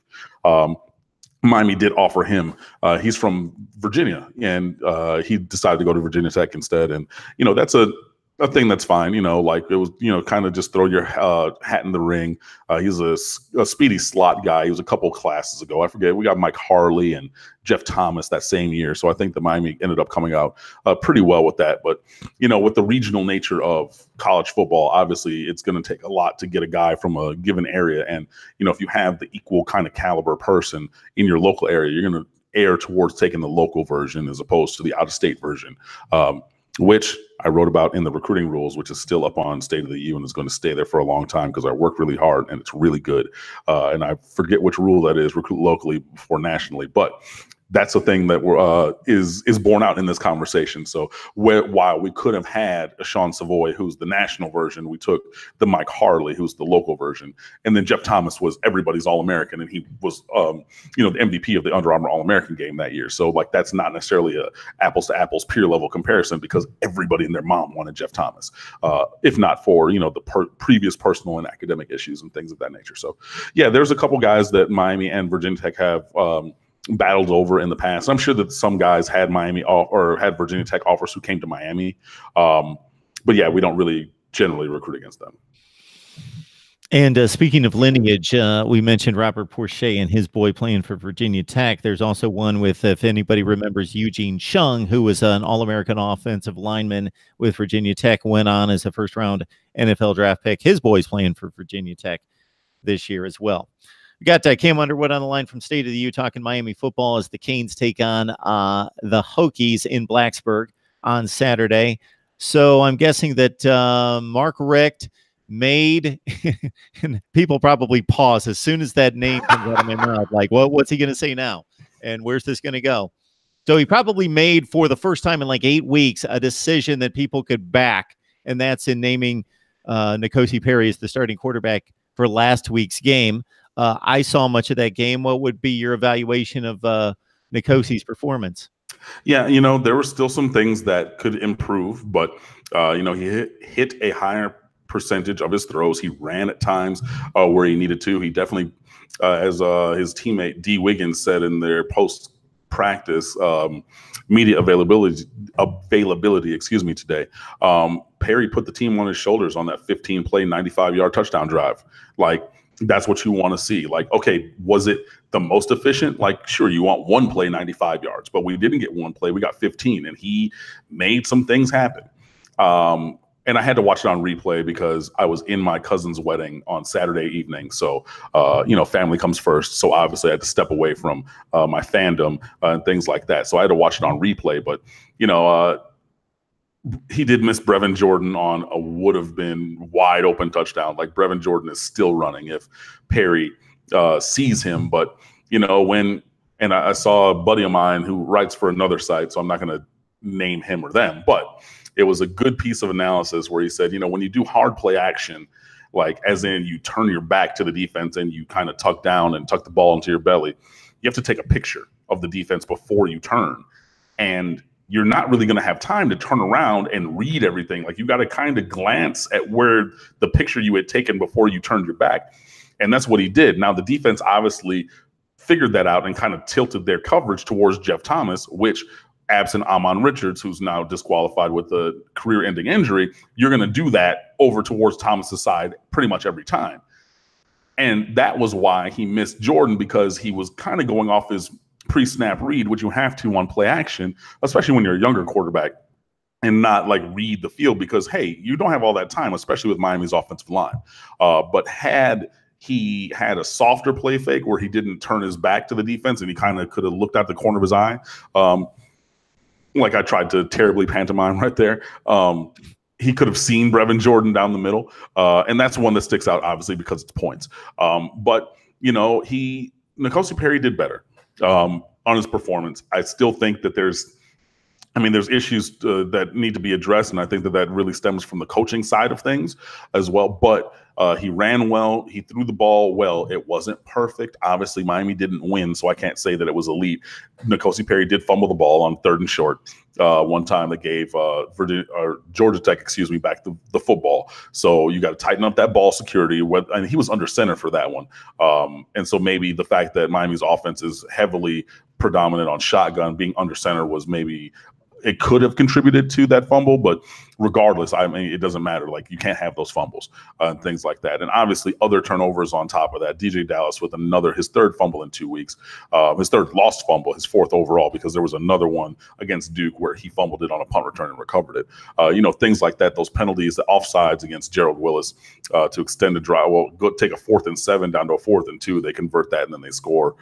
Georgia Tech is, things like that. But overall for N'Kosi, I think that was a building block kind of a game. It's definitely a moral victory kind of a thing. Like, I mean, it just is, I think that his performance was more towards what we wanted to see, although there's still very much room for growth, obviously, on the accuracy, on the raw number of yards, the raw number of touchdowns, and the points on the board. So I think it was a wise decision finally to move away from Malik Rozier. I know that we went back to him inexplicably, and he was so happy, and he did his interviews and everything like, hey, I thought my career was going to be over. I thought I was never going to get on the field.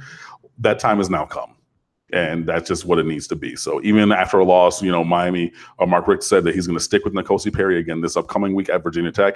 And that's just what it needs to be throughout the rest of the season, unless or until you decide to play Jarren Williams. And now we're in this space where if Miami doesn't win anymore, then there's no more games after this week and next week. So you only have 2 more weeks left. You have to win 1 game to get to bowl eligible. So then you'll have this, including this week at Virginia Tech, you have 3 games left because Miami's not making it to the ACC championship game. I hate to break that to you in case you were holding out hope for that. That's not going to happen this year. They're, I believe, mathematically disqualified from that having being the case. If not, then it's like 0.1% chance, but that's not going to happen. So now you have the ability to play Jarren Williams this week, next week, and then in the bowl game, if you so desire, and still have him maintain his red shirt. So he gets valuable game experience while you keep the asset, if you will, of him being able to play for 4 more years. So, I think it was a wise decision to move on from Malik Rozier. I wrote it in February that Miami needed to do this exact thing and move on from him. And it's taken all the way up until Thanksgiving for it to happen. But I think it's a wise choice for Mark Richt. And, hopefully N'Kosi Perry continues to get more comfortable and Mark Richt figures out ways to unleash the player that we saw in high school. And for Florida Mr. Football in 6A, for someone who broke and shattered records held by Dante Culpepper at Ocala Vanguard High School for 20 years, and all kinds of good players who went to college and, played college ball, whether it was FBS, NAI. But there was players who followed Dante Culpepper who went to college and played the quarterback position, and N'Kosi Perry shattered records by all of them. There has to be a way to unlock that player. There has to be a way to bring that player into the now, because he has the talent, he has the athleticism, but obviously the performance needs to get there. Maybe the study habits need to improve to really show that. But between the player and the coaching, that really does need to advance. But in any event, I'm excited to see that N'Kosi Perry is finally getting the keys, at least for the rest of this year, because Miami was going nowhere with Malik Rozier. And, honestly, it's at that point where we have to take the moral victories, we have to take the current growth and look towards the future. And you're not going to do that with somebody whose eligibility runs out in 2 weeks. So, yeah, moving on to N'Kosi Perry is a smart move. Cam, I'm not a math major, but the Canes are 2-4, 2 games left, so they get to 4-4. Pitt's 5-1. They lose the last 2, 5-3, I think. Yeah, there you go. There you go. You took that DJ Dallas storyline, so I'm going to stay with the running backs. Cameron Davis, 7th-rated running back out of Miami Carroll, coming out of high school, according to 247 Sports. Got his first real significant playing time in a long time, 6 carries, 48 yards. Yeah, Cameron Davis from Carroll City is the name of the high school. But yeah, no, he's good. He's another 4-star recruit. Miami has a stable of running backs. You got Homer was a 4-star, Dallas was a 4-star, Davis was a 4-star, Lingard was a 5-star, Robert Burns was a 4-star until, injuries kind of derailed the last 2.5 years of his high school career. But he's physically built, and if he can ever, not be a glass house, going around and just getting dinged up and injured any single time that anything happens, then he has the athleticism to potentially be very good. So yeah, that's a diverse set of running backs. And Cameron Davis, he led Carroll City to a championship last year, and that was with Naquan Wright, who's a senior this year. But last year, Wright was like a sophomore All-American on max preps, and he missed his entire junior season with a foot injury. So that put the entire onus of the offense on Cameron Davis's shoulders, and he made it happen. And you saw, once he gets going downhill, man, that was a nice touchdown run. I know it was a little slight cutback to it, but once he got going, he was shot out of a cannon. So he's a guy who has a multifaceted skill set. Some people think that he's not really good as a pass catcher. I thought I'd seen him. Well, not I thought. I have seen him catch the ball well in games and in combines, but other people maybe have seen more games and combines and then don't think so highly as I of his pass catching abilities. But, he's very stockily built. So he's a strong, stocky kid. He's quick. He's fast. He has all the traits to be a successful running back. And I think you saw that last week. So obviously with Lingard out for the season with a torn meniscus or MCL in his knee, MCL, I believe it is. Davis moves up into that number 3 slot. So, he was kind of buried because, Homer's going to be your 1 or 1 and 1A with DJ Dallas. Lingard, he's the prototype. He's 6 foot, 202 pounds. And he runs like, I think he clocked a 4.27 40 in the spring. He was a championship hurdler in high school, and he obviously eschewed. I think he had 2 state championships he was going to defend as a senior, but he enrolled early, so he kind of pass those on to the next set of high school kids. But I mean, size, speed, build, everything. Lorenzo Lingard is exactly what you want. And, and Cam Davis didn't enroll as early as Lingard did either. So he's a little bit behind the 8 ball and in just the pecking order, but he's worked really hard and he's gotten a chance to leapfrog over Robert Burns in the backfield. And obviously Trayon Gray is out of the way now, playing fullback exclusively. So yeah, Davis has a chance to carve out a nice little career for himself. So I'm really proud of what he did. And obviously, another person named Cam, like, I'm all for it. So, congratulations, Cam, on that. And hopefully you keep going. Does he have the same extended name, or do you have the same extended name? No, I have an E in the middle of mine, and he does not. That's right. You do. Yeah. Okay. Yes, it would be apostrophe RON with a capital R for Mr. Davis, the running back for Miami. Correct. This Cam Underwood joins us as much as I can possibly get him on here. You join him on a State of the U covering Miami sports, football front and center for us. So you're in a position that you didn't expect to be watching these last 2 games with a bent toward 2019. Of course, you want the bowl game for all the cachet and get to see another game. And regardless of what tier bowl game it is, it still brings a level of prestige, and you want to be in that position. But for more than that is the practicality of the practices and the reps for the team. Yeah. What do you want to see out of this team the last 2 weeks? Who are those guys out there, despite all the disappointments? Are there guys coming back next year that, of course, it's going to be difficult for you to bring up anybody that we haven't talked about to some length, but that aren't commonly known, that you're thinking, hey, got a glimpse of him, got to see some of him. I like this, I like that. Or I was expecting more, and 2019 is going to be huge for him. Some of those guys that are going to be front and center next year and weren't necessarily the last 2 years. Yeah, no, that's a really good question. To start that off, I have to start at wide receiver. Mark Pope was a 5-star out of Miami Southridge, and he enrolled later than a lot of, the early enrollees and things like that. It was rumored that he was going to early enroll, and then he didn't, and then he came in the summer, and it's been slow going for him to really burst into the spotlight, if you will. So, he's listed at 6 feet tall, but he's more like that 5'10" and a half, 5'11" size. So, he's was working at slot behind Jeff Thomas early in the season when Jeff Thomas was averaging like 29 yards a catch. So you're not going to really get in front of him. Same thing with Mike Harley, who's just a year older and one of the best technicians as a route runner on the team. So you're not really going to overtake him. With injuries, obviously, to Amon Richards and some other guys in the wide receiving core, Mark Pope has moved over to the Z receiver. So he's playing that position, and he's gotten targeted a few times, but he hasn't shown that same electric playmaking ability that he had in high school.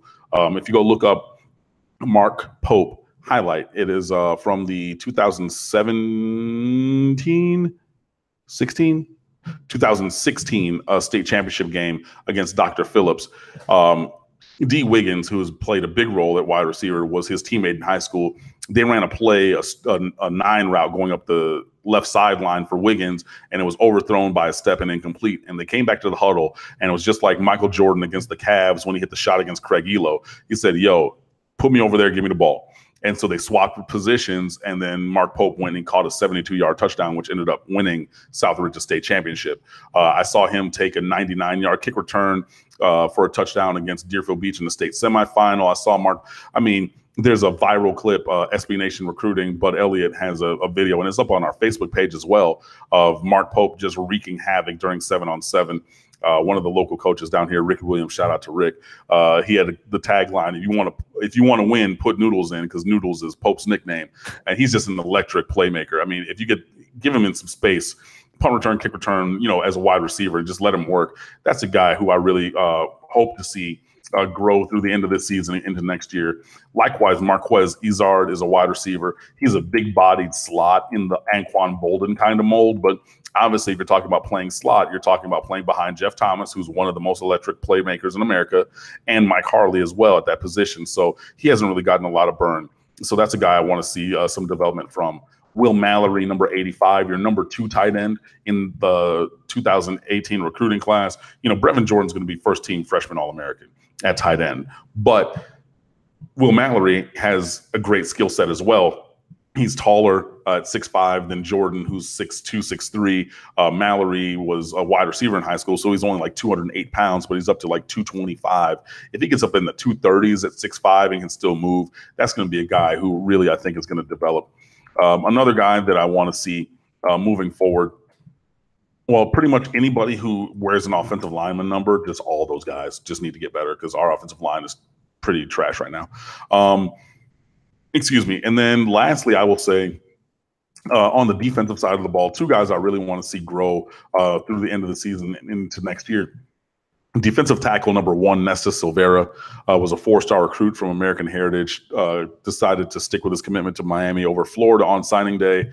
And he's big, mean, and nasty. And I mean that all in the best way possible. And Miami is going to need guys at defensive tackle next year to step up and replace, Tito Odenigbo and Gerald Willis. And I think that Nesta Silvera can be one of those guys moving forward. And he has the size, the physicality, the strength, and the nastiness to be that. And I want to see that really come out of him. And then lastly, Gervin Hall at safety. He wears number 26. He flies around the field, and Gervin Hall will hit you. And I mean, if you have Amari Carter, who Kane's Twitter has affectionately nicknamed Mr. CTE, because he is a brick wall when he hits you. He's like, he will deplete anybody. And then you have Gervin Hall, who can get from sideline to sideline and will also knock your mouthpiece out and spin your helmet around because it'll hit you so hard. That's a guy who I've been excited about for a long time. Got a knee injury that took up a little time from his spring practice, but those are guys. Lastly, Gervin Hall, but those are a lot of guys that I want to see a little bit more from this season towards the end, and also, if Miami wins another game and goes to a bowl game and has those extra practices, using those practices to move forward in that bowl game to, hopefully spin into really, advanced performance in 2019. Gervin Hall, 15th rated safety out of, number 184, according to 247 Sports, in terms of overall player ranking for that particular class. So we'll look out for him. Miami, Virginia Tech, not exactly what we expected it to be, 5-5 versus 4-5 for Virginia Tech. So they could both be out of postseason play. Actually, the loser is going to help the winner propel themselves to most likely postseason play. So maybe one out and one in when it comes to bowl competition for these 2 former Big East rivals. All right, Cam, we always appreciate it. Hopefully we can catch up sometime next week. All right, man. Well, thank you guys for having me. And, hopefully next time we'll talk about a Miami Hurricanes win for the first time in forever. I'll see you. I wouldn't bet one way or the other on that one. All right, Cam. Understood. Thanks so much. I'm out of here. All right. We also have a significant game taking place in College Park, Maryland, with the Terps at trying to become bowl eligible. All the focus on the Buckeyes, of course, but for Maryland football at 5-5 following a tumultuous offseason, they have lost 3 consecutive games, didn't score more than just a field goal in 2 consecutive games, almost beat Indiana, but they show up as a pretty dangerous foe at home against Ohio State. We've got Steve Helwig on the line from Bucknuts to talk about the Buckeyes. Steve, how you doing tonight? I'm doing great. What's going on, Mark? Not too much. Not too much. Just a couple weeks left in the regular season, and I know Ohio State fans are looking for this team to get healthy, both literally and figuratively, and we saw signs of that against Michigan State. Certainly the defense can be commended for what it did to Michigan State. I'm going to be a glass half empty guy for just a split second to mention, of course, the special teams maybe gave a larger assist than anything I can imagine in recent times, with 5 consecutive punts inside the 6-yard line. And then also a Michigan State offense that certainly Sparty's still good. They're 6-4. They're going to go to a bowl game. They've beaten the likes of Penn State and Purdue this season, so they've been strong on occasion, but little beat up at running back and wide receiver, and a quarterback issue with Brian Lewerke and now Rocky Lombardi. So it's not a fully charged Michigan State team, but for the Buckeyes to go up there in what was considered to be a field goal game by Vegas and to win it by 20 and get the running game going in the second half was probably the biggest sign of life for Ohio State football this week. Yeah, there were a lot of good takeaways from that game, Mark. Ohio State had 3 takeaways in the game, obviously, turnovers, a couple fumbles, one of them for a touchdown. Michigan State as much self-destructed as Ohio State took the game from them. One of the turnovers was a snap that hit the motion man in the end zone, and Draymond Jones from Ohio State fell on the ball, and that took a 9-6 game up to 16-6. Now, you have to admit, as you mentioned a moment ago, Michigan State was backed up to its own goal line because the Ohio State punter, Drew Chrisman, in the gunner in the play, Terry McLaurin, the wide receiver, got down there and downed the ball at the 1-yard line. So time and again, Ohio State was able to execute that on the punt. And that field position, you hang around long enough and wait for the other team to self-destruct, and that's exactly what happened. Earlier, Michigan State, it was a 1-point game, 7-6. They took a safety after Ohio State had downed the ball at the 1-yard line because Mark D'Antonio didn't want the team to have to punt the ball out of the end zone, was worried it could have resulted in a touchdown or great field position leading to a touchdown. Well, that was bad strategy because they kicked off out of bounds and Ohio State took over on the 50-yard line anyway. So, and got the 2 points. So right there, the field position game with the punting got them 9 points right there, just as easy as can be. Later in the game, Michigan State mishandled an option pitch from Rocky Lombardi to one of the running backs. Went off of his pads. It was a bad pitch, and Ohio State recovered that. I think they punched that one in on a short field as well. So the game went from 9-6 to 23 or 22. My math is all kind of fuzzy at this point, but it escalated very quickly, obviously, and Ohio State took control, got out of there with a 26-6 win. So yeah, it was.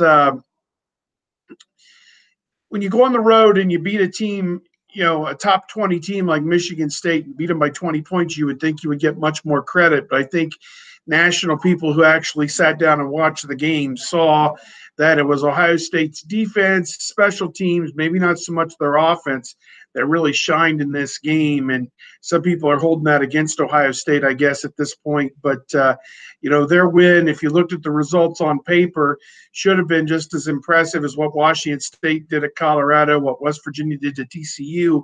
But Ohio State doesn't get much credit for it in the polls or with the football playoff. And, again, now I'm going to climb back up on my soapbox one more time. Forget about the resume. Forget about the playoff. Ohio State's got to beat Maryland and got to beat Michigan, or the season is in many ways a complete loss. Yeah, so all the plays you mentioned as turnovers could be judged as turning points in the game. I'll add one more. Buckeyes up 7-6. I think early second half, in which Michigan State ran that double pass, and the wide receiver threw a touchdown pass that was called back based on a lineman getting downfield that fooled the Buckeyes and would have given Michigan State a lead. That backed them up. They didn't score. Or that might have been a 7-3 Buckeyes lead. I think they did kick the field goal in that situation, but could have scored the touchdown. Yeah, it really hurt Michigan State. When we're at the game, things are moving awfully quickly, and there aren't a lot of – sometimes on plays like that, you'd think they would show the replay from 8 angles to say this was the guy who was downfield, but I never saw that. I did see some screen grabs later on, maybe from Twitter or whatever, that Michigan State did in fact have a lineman somewhere between 3 and 6 yards downfield. I'm not sure exactly in college football what that rule is, if it's 3 yards, 5 yards, whatever it is, but he was beyond the line of scrimmage before the wide receiver threw the pass. So I guess it was a good penalty. I don't think Michigan State was all that happy about it. To me, a lot of times things like that are almost like a technicality. And the other thing about it was the lineman was clear on the other side of the field, so it honestly had no impact on the play. And for him to have been more than 2 or 3 yards downfield, he obviously didn't get there much before the ball had been released. So I don't know. It's a rule. It's probably a good rule.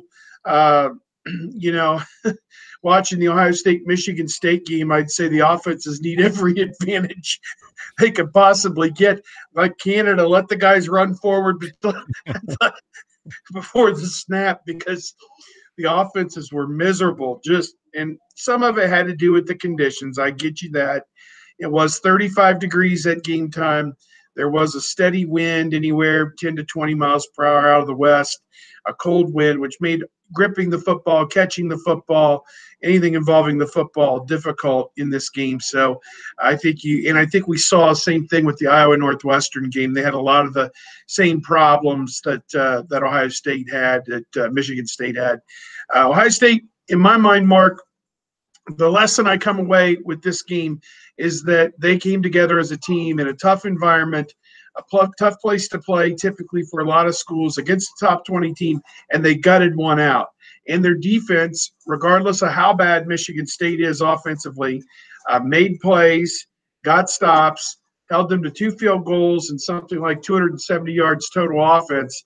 That's a good day at the office for an Ohio State defense that we talk week in and week out has been much maligned, giving up big plays. They gave up one long run to Rocky Lombardi, who just has a live arm. I think he's going to be difficult, I think, for Big Ten teams to contend with going forward.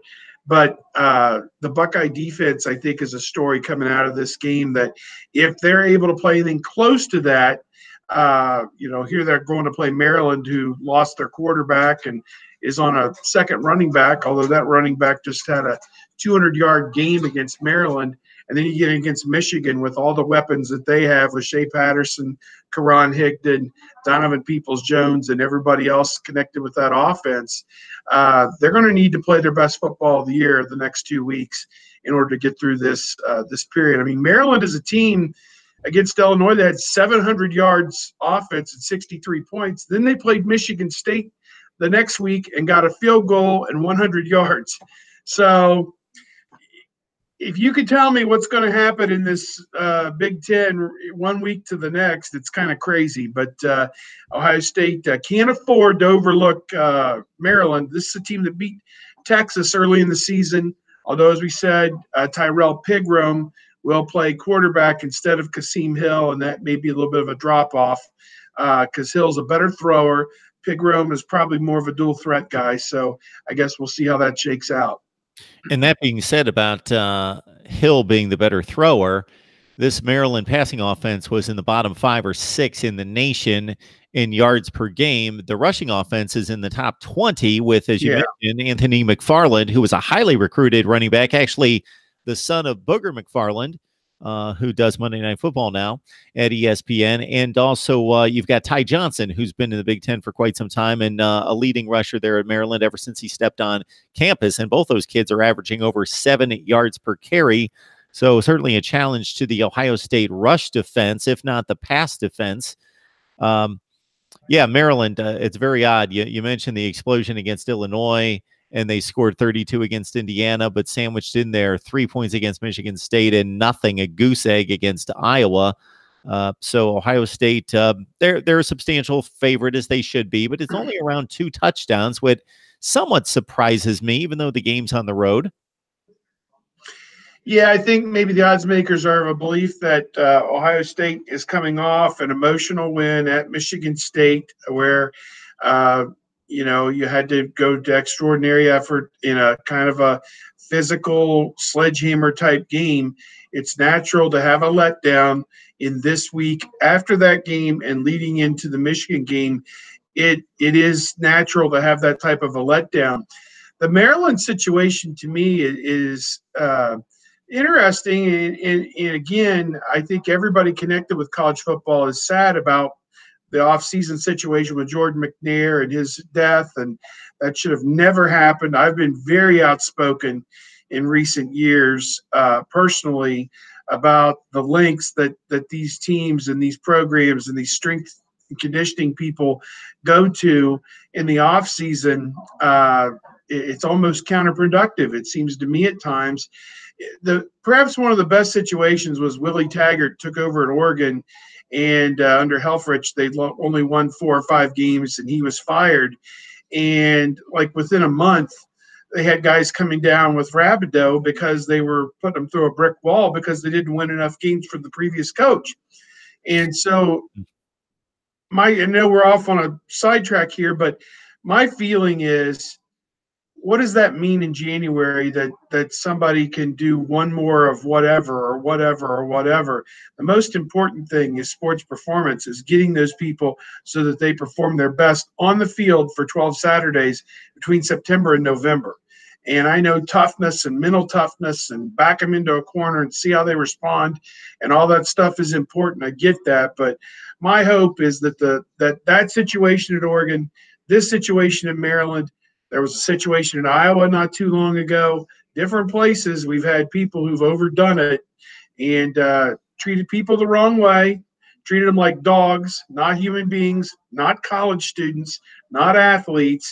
And I hope that as a industry, we, the media who are trying to hold some of these people accountable, and the college coaches and their strength and conditioning coaches are held accountable for what's happened, because it has in some cases veered way too far beyond just getting guys ready to play in the fall. It's become a test of manhood, a thing where you can say anything you want to somebody and treat people any way you want. And it's just not, it just doesn't make any sense to me why we've come to that point. These coaches, I mean, you look at Durkin. He was in his, third year of a 5-year contract. I mean, why would you ever jeopardize not being there the full 5 years by going to such extreme levels like this? I just don't understand. I know you didn't win up to your thought or what maybe the boosters thought or whatever, but why would you ever risk that job over something so trivial as putting somebody through some terrible workout on June 14th or whatever the day was when this tragedy happened? I am just not a big believer in this culture and this society that we have, get the guys ready to play. Let's agree on that. It's got to be hard. I get that, but get the guys ready to play. Maryland's been through so much this year, and it was stunning to me that I think they were almost distracted that week of the Michigan State game because Durkin had been reinstated. Then there was a major backlash, and it was unclear where the players kind of stood on that. I think some of his guys were probably okay with that. Some of the guys who had been offended by his guys and him probably weren't. I bet it was 50-50 down the middle, and eventually they did the right thing eventually in firing him and cutting ties with him. I think they thought maybe there were some mitigating circumstances that maybe he wasn't as culpable as maybe he'd been portrayed to be. But I couldn't believe that they didn't come out with a better showing against Michigan State. You would have thought that would have been a rallying cry that brought them all together, and instead they laid a complete egg. Last week, they're in position to go to a bowl game, beat Indiana on the road, and Indiana steals it at the end with a field goal turnover at the end, and that's that. So my guess is we'll get a very determined Maryland team up against Ohio State on Saturday. Ohio State's won the 4 games in the series so far by an average of 39 points.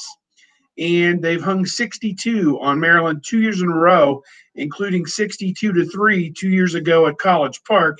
I asked Matt Canada, who's the acting head coach at the University of Maryland, I said, what kind of a psychological hurdle is it for you as a coach and your staff to look these kids in the eye and say, you can beat this team, when in the back of the head, they know they've given up 62 points 2 years in a row. The guys who are sophomores, juniors, and seniors are, they know, they've been there. They've been on the other end of the scoreboard. And he said he thinks that with everything that's at stake for his team, it's their senior day, that they will give Ohio State their best shot. And I am not of a mind to just blindly say Ohio State's going to walk in there and roll over this team, regardless of the past history. I lived through the Purdue game, and it was just within the last month. So, Ohio State's got to prove it. They don't have any just show up and wins at this point. And honestly, all season it's been a bit of a struggle for them. Well, I think it's going to be more in the 20 range than what it's been in the 45 to 50 range myself. The teams will actually play on Saturday, so it doesn't matter what I think. I am going to reach back real quick, Steve, just to extend a couple points that you made that I think are extremely important. Just as caring people, what we should expect of each other shouldn't even come close to what was exhibited on the practice field at Maryland. As caring human beings, competitive, wanting to win, wanting to prepare, wanting to challenge and toughen up a team, that's one thing. But as caring human beings, that's completely unacceptable, of course. And as you mentioned, even if somebody's not caring about the other individual, just being smart as a professional, trying to preserve their own career and their own livelihood, they should be smarter than that.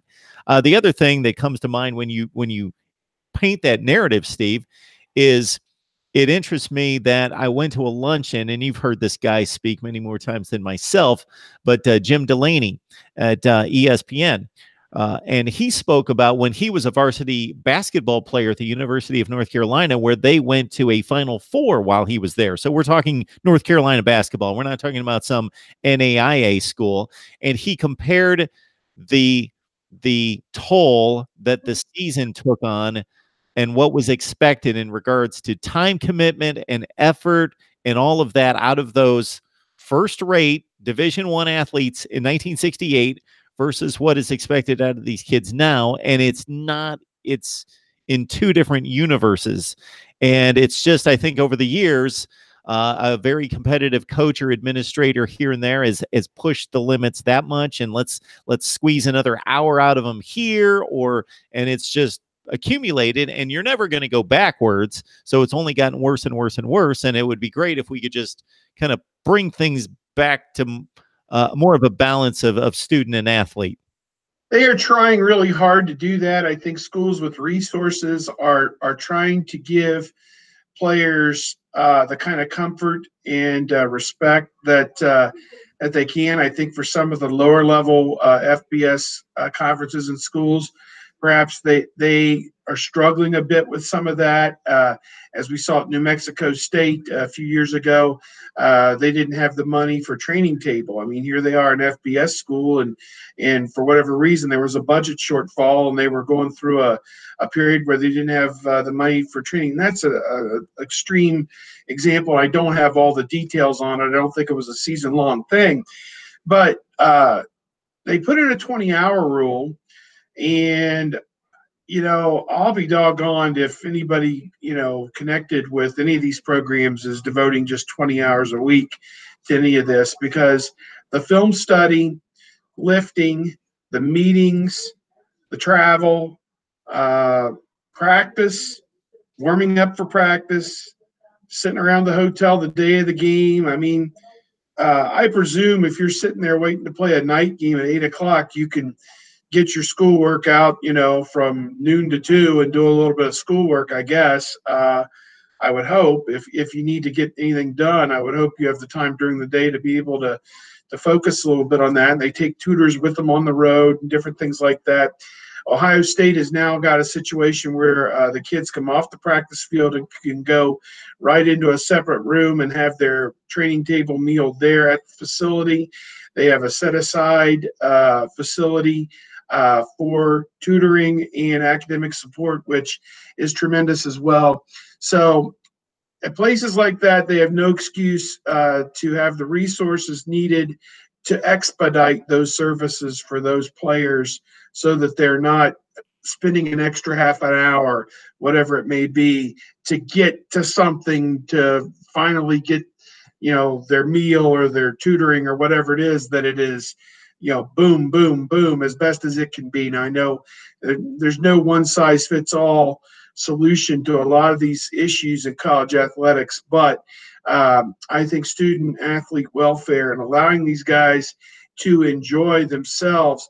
Ohio State was coming off a very difficult loss at Purdue, and it would have been human nature to say, well, we're going to go out there. They had an open week the following week, but we're going to go out there and we're going to, practice every day. They didn't do that. They took Sunday and Monday off. They practiced Tuesday, Wednesday, Thursday. The coaches went out on the road recruiting Friday and Saturday. The players pretty much had Friday, Saturday, and I assume most of Sunday off because Dwayne Haskins was attending the Steelers game on that Sunday. So they gave them Sunday, Monday the previous weekend, and then most of Friday, Saturday, Sunday off the following weekend. That's an open week. That's how it should look. That's how it should be. I mean, I know the stakes are high for these coaches. Even the assistant coaches have hundreds and hundreds of thousands, some of them millions of dollars, riding on these games and winning and moving up in their profession and everything else. And that's the pressure that's been brought to bear on these kids, is to perform. And these coaches sometimes lose that perspective. And, I think I applaud Ohio State the way, from my standpoint, the way it seems they handled that open week was, we're going to get better Tuesday, Wednesday, Thursday. You may have obligations to lift Monday or Friday, but otherwise, you have some time set aside to go home. A lot of the kids went, a few of the kids who were from Texas went home to Texas and went to different places and had that ability to fly out and come back. It's always insightful commentary from Steve Hellwagon. You join him on 247 Sports Bucknuts. He is a Big Ten senior writer for 247 Sports. We'll get back to the football and wrap things up, Steve, just to get your take on a few things. There was one particular drive against Michigan State in which Dwayne Haskins was afforded a clean pocket, and he really looked what he looked like through much of the first half of the season, was ripping through throws. They ripped through about 5 or 6 pass completions in a row. Paris Campbell took it in at the end of that drive, and he looked good. Other than that, Dwayne Haskins is probably at his 2 worst games the last 2 weeks.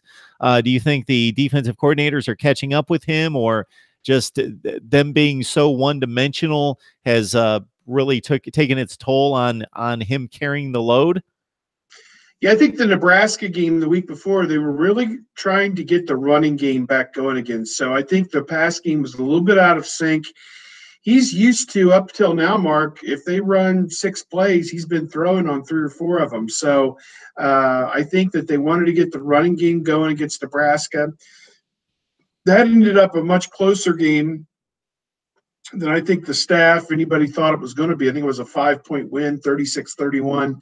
Something like that. Kind of underwhelming, I think, a lot of people's minds when you're playing a team that was 2-6, I believe, at the time. So Nebraska has turned out. I mean, they played an outstanding game this past week, and by all rights, I think they're 3-7. Very well could be 6-4 or something like that very easily. That's how good a team they are. Just have had some bad breaks that have gone against them at times. So I look at it that game was not a game where they put his needs and the need of the pass offense first. They wanted to get Dobbins and Weber going, which they did. And then this past week, the conditions were not conducive. As I said, 35 degrees, 20-mile-per-hour winds. Yeah, he had some throws that kind of sailed high and wide. His protection was not as good. Kenny Willekes from Michigan State, number 48, is a pretty good defensive end. He exerted some pressure at times. Dwayne had one pass to Johnny Dixon on a crossing route that went off his hands, that if he catches that one, he may still be running for a big gain. And that play alone could have put him close to 300 yards. So, I've been getting that question a lot, Mark, like what's wrong with Dwayne Haskins? And I think it's a combination of what I'm telling you And as you pointed out, I think when you have now 9 or 10 games on tape and people can study and see this is what he loves to do. And it's pretty simple what he loves to do. He loves to hit the guys on the crossing route. He loves to hit the flanker screen that they set up for Paris Campbell. And he doesn't throw downfield a whole lot. And they misfired on one to Terry McLaurin over the top. Just overthrew him by a couple of yards, maybe. Some people thought, why isn't Terry laying out to catch that ball even? That's how close it was. I don't know. Maybe he couldn't visualize where it was at. I don't know. But, one throw here, one throw there, his final numbers look a lot better. And then maybe he's not dealing with those questions that, why is he struggling so much? Maryland, I think they – I believe have a very good pass defense. They've got some great athletes. I think they're top 20 nationally in pass defense and probably top 10 in pass efficiency defense, Mark, because they lead the country with 17 interceptions this season. Now, 5 of those came against Rutgers, so you should put a star by that because, that those numbers should be thrown out. But 17 interceptions for the season, and Trey Watson, outstanding linebacker, he's got 5. So I look at it that he's going to be tested this week. The offensive line's going to have to block for him pretty well. Guys are going to have to make plays for him. You'd say Austin Mack's been out of the lineup the last couple of weeks, but he was never more than about a 3-catch-a-game guy. The upperclassmen, Dixon, McLaurin, and Campbell have been carrying the load, and KJ Hill as well. Those 4 guys have been the mainstays in this offense. So I'm interested to see how they do against Maryland, which seemingly has a legitimate pass defense. I think it'll be a really good game, probably for a half or 3 quarters. But I think Ohio State's physicality, as we saw against Michigan State, one of the longtime reporters just noted to me that in the fourth quarter, when this game was on the line, Ohio State dominated on both sides of the line, offensively and defensively, and Michigan State, just kind of willowed away at the end. And I think probably the same thing will happen this week with Maryland. So the one obvious name to bring up in response to the passing game situation, Steve, of course, is Tate Martell. So how about that? Right there. That my one question to you, and you can expand, of course, as you always do, on whatever you'd like here, but it's obvious that he's going to run the ball. He's a running threat. He's going to pick his gap in the Wildcat. Plus, they actually have some designed plays that are less freelance than that. But do they have the confidence? And of course, you don't ultimately have this answer, but it'll be interesting to see if they have the confidence to let him throw the ball as well in those situations. I think that was great for them to get him that experience last week. I think Dwayne, by his own admission, is a little bit frustrated that they would take him off the field considering the season that he has had, but he said it's for the betterment of the team, and he's proud of Tate Martell and the growth that he's made. Tate had really not played in probably 6 games all the way back to the early portion of the season. Tulane, there may have been another game after that, way back when, that he got in there, but he had played lights out. I think he had a game where he completed 10 or 11 passes in a row and had done some nice things. They put him in on 1st and goal at the 6-yard line, and he very nearly scored. He got it down to the 1, and then 2 plays later, Haskins threw the little sugar toss to Campbell, the motion man, and he was able – that's a play they love to run because Paris Campbell's got that speed that if he's got a full head of steam, even though – the defense could have the angle on him and a shorter path to that pylon, he's going to beat him there 8 times out of 10. And that's what we've seen consistently is that when they've been down there inside the 2 or 3 yard line, he has scored on that play routinely. They brought Martell back later in the game and again on the goal line, but I'm getting a thing. I'm going to need to put the battery on my computer, but I will do that here in just a moment. But the point I was going to say is there was a fumbled snap. Michael Jordan sent him a bad snap wide of him. It went off his hands, and instead of falling on it, he made the rookie a mistake of trying to pick it up on the run, and Maryland was able to recover that one. I don't know if you hold that one entirely against him because it was a terrible snap, but I think you look at what he's done. I think it warrants another shot down there, no doubt about it.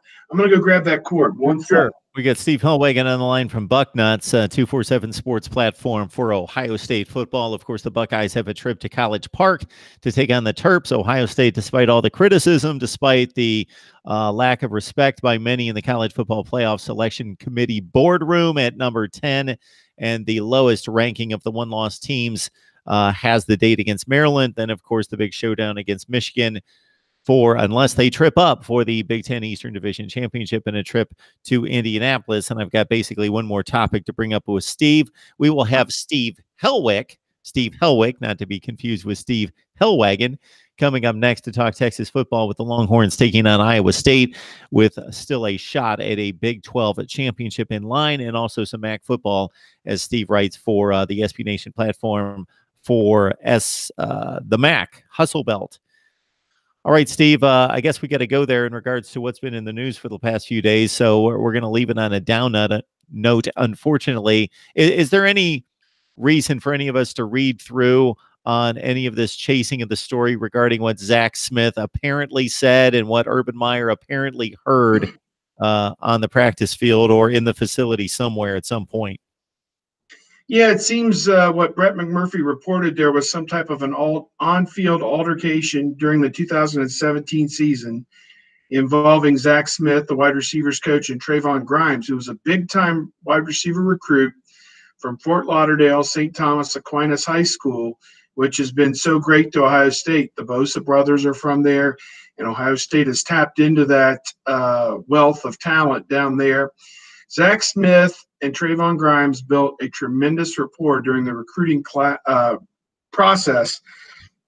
And so for this story to come out this week that there was some type of altercation between them is it's very interesting, I guess. I guess there was some sort of incident. Trayvon, I think, as somewhat of a punishment, was left off of a travel roster for a game that came up after that. He had played in 3 or 4 of the early season games last year and had 3 catches. And, I mean, we talk about this wide receiver group. All the guys who are here now were there last year. Hill, Campbell, McLaurin, Dixon, Victor, Mack. It was not realistic that a true freshman was going to break into that group and play a whole lot. So I think Trayvon Grimes may have been a little bit frustrated by his role, maybe didn't take to the hard coaching that Zach Smith may have had with him. It was alleged that a racial epithet was used in the process of a practice or coaching or however it was. And Brett McMurphy ran with that allegation. I don't think he's got Trayvon Grimes on the record saying he ever was told that. What he has is people at Florida saying that that's what Trayvon Grimes told them. Trayvon Grimes' estranged father, LeBron, I believe is his name, saying that that's what Trayvon had told him. An uncle told, or a supposed uncle or friend of LeBron told him that. So there's a lot of secondary information here. And you never know where there's smoke, there's fire. But when the report hit the internet yesterday on Stadium, Ohio State wide receivers came out of the woodwork. And almost immediately it was Paris Campbell, Terry McLaurin, Austin Mack was very outspoken, saying that they were there. I think some of them said they helped pry the two apart, that what was allegedly said was never said in the course of that incident. And moreover, to the point of saying, had anything like that ever been said, there would have been an immediate revolt right there on the field, and I'm sure that the coach would have been out of a job. Ohio State acted very swiftly. Gene Smith, the athletic director, Michael Drake, the president, who are both African Americans, issued separate statements saying that they had no knowledge of any such incident. Everybody has that is under their purview at Ohio State. Not that Zach Smith is currently under their purview. Goodness, what an episode this has been. Nobody at Ohio State can recollect that this ever happened. So we talked to Paris Campbell again today, or at least our first chance to talk to him. And he said that we reacted out of love for our university and our program and our coaches to say that this never happened. This is not a program where something like anything like that's abided. I said unequivocally what was reported did not happen. He said unequivocally that did not happen.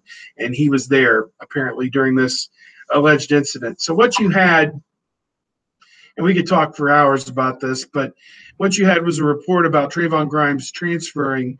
It goes on into his mother Leah's health situation with cancer. Did she have cancer? Did she not have cancer? How serious is it? And I can't understand, Mark. Again, I'm back shaking my head about the McNair situation at Maryland. Now I'm shaking my head about this report yesterday. Why is this important to anybody? This is such a meaningless story. Other than, I mean, I think the accusation, if you had that on solid ground where you had eyewitness accounts that this coach said this and that's why he left Florida, maybe there's some validity worth reporting that. But secondhand information that no one corroborates, and then you spend the first half of this article building up the credibility of his dad and his mom, and then spent the second half of the article tearing down the credibility of his dad and his mom. This has just been another terrible episode that I don't know what Brett McMurphy's sentiment, what his goal was with this. I mean, Zach Smith's already lost his job. It sounds like he's trying to portray Ohio State as a renegade program where the coaches can mistreat the players and use racial epithets, I guess is what he's trying to say, that Urban Meyer allows that or abides that, is what seems to be his end game here, is to put more shade on Urban Meyer, I guess. I don't even know what it would be. Reports that Trayvon Grimes asked the Florida Sports Information Director, who had gotten requests from McMurphy to talk to Grimes, that no, I don't want to talk to him, and would you please tell him to stop contacting my mother? I mean, at what point, what story are you chasing? I have never, ever in my 30-some years of doing this, ever had a story where I felt the need that I needed to harass somebody's mother about something involving their son and her health situation and trying to get her medical records. And was this a valid transfer? Did Ohio State go along with this to make it a valid transfer because he'd been wronged at Ohio State?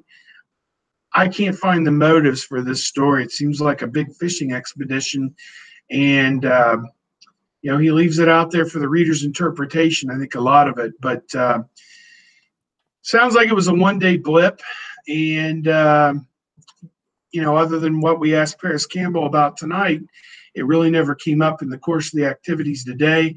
And I think that this is an episode that's behind them.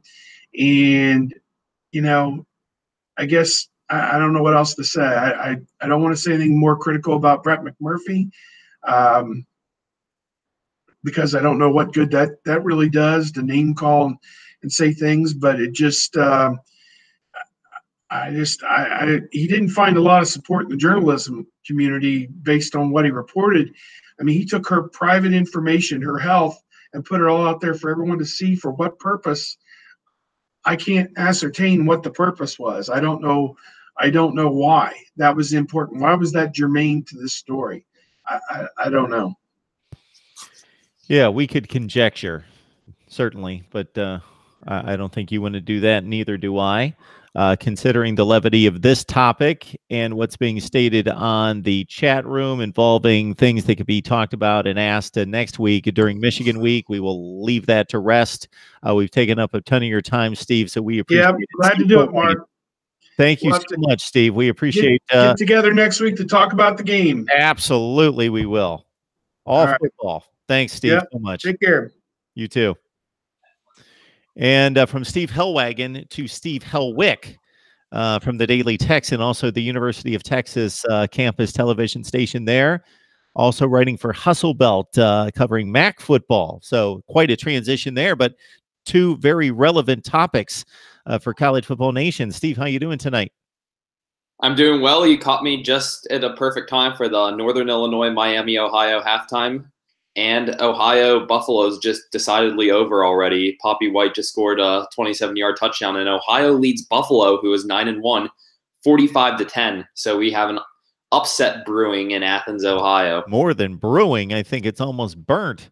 They should be able to hang on to a 35-point lead. I actually have that game on DVR, and while I'm working on edits and doing all the post-production work and preparing other previews and predictions, I thought I would throw that on the DVR, and I guess I'm going to be watching a lot of green and white tear into the end zone during this one. So we got, again, Steve on the line. We'll first stay right there with MAC football as we sit at halftime of two Wednesday night games. Steve, set us up for the weekend and what we can look forward to both tonight and throughout the rest of the week as we head toward championship weekend.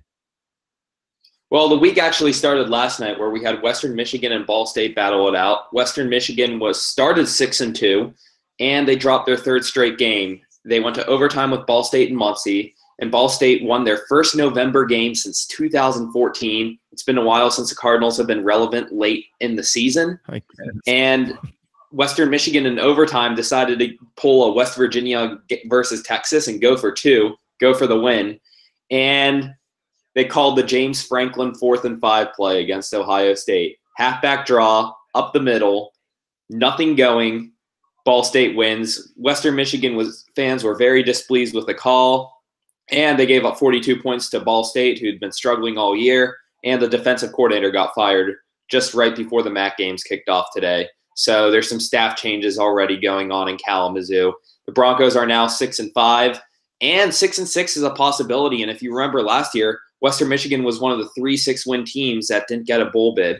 So that could happen again this year if they lose 4 straight going into bowl season with NIU remaining on the schedule. That segues us into NIU Miami, one of the 2 games going on tonight. Honestly, there's nothing to see so far. It's 3-0 Miami. It's been a sloppy game. Good defenses, nothing really on offense so far. NIU and Miami are just trading punts basically right now, and that game's at halftime. Still anyone's game. But for NIU, they beat BYU 7-6 this year, so that's a very on-brand Northern Illinois type game. So they're still in good position. But they did clinch the MAC West last night with the Western Michigan loss, so we can guarantee that NIU will be in Detroit for the championship game for the 7th time in 9 years.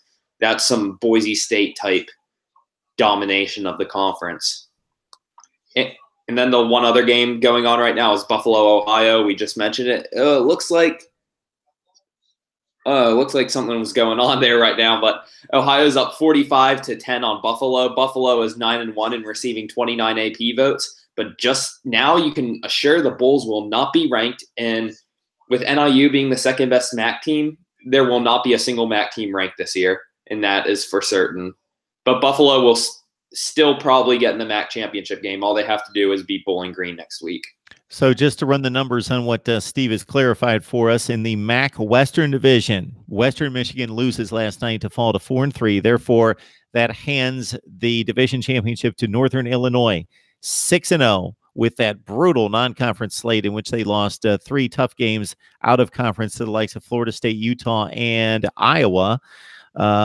6-0, so they are moving on to the championship game again. Buffalo comes in at 6-0, I believe, just a 3-point favorite against Ohio, and the Bobcats at 4-2. Also, Miami at 4-2. So therefore, we still have an opportunity for one of those teams, obviously, especially Ohio with the head-to-head factor going for it with the huge lead tonight against Buffalo, to pull off the upset, come all the way back from 2 games down, depending on the Buffalo result in the final week of the season, Steve, for somebody else to sneak up, that being Miami or Ohio, to win the Eastern Division Championship. Buffalo pretty much has the Eastern Division. And let's see, in say Big Ten terms or something, Bowling Green beating Buffalo would be like expecting Rutgers to pull something off over Michigan or Ohio State.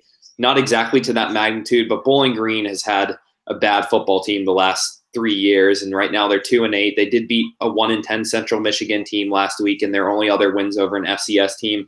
And going in and playing Buffalo, I think the Bulls will rebound from this, and they'll be facing the Huskies in the title game.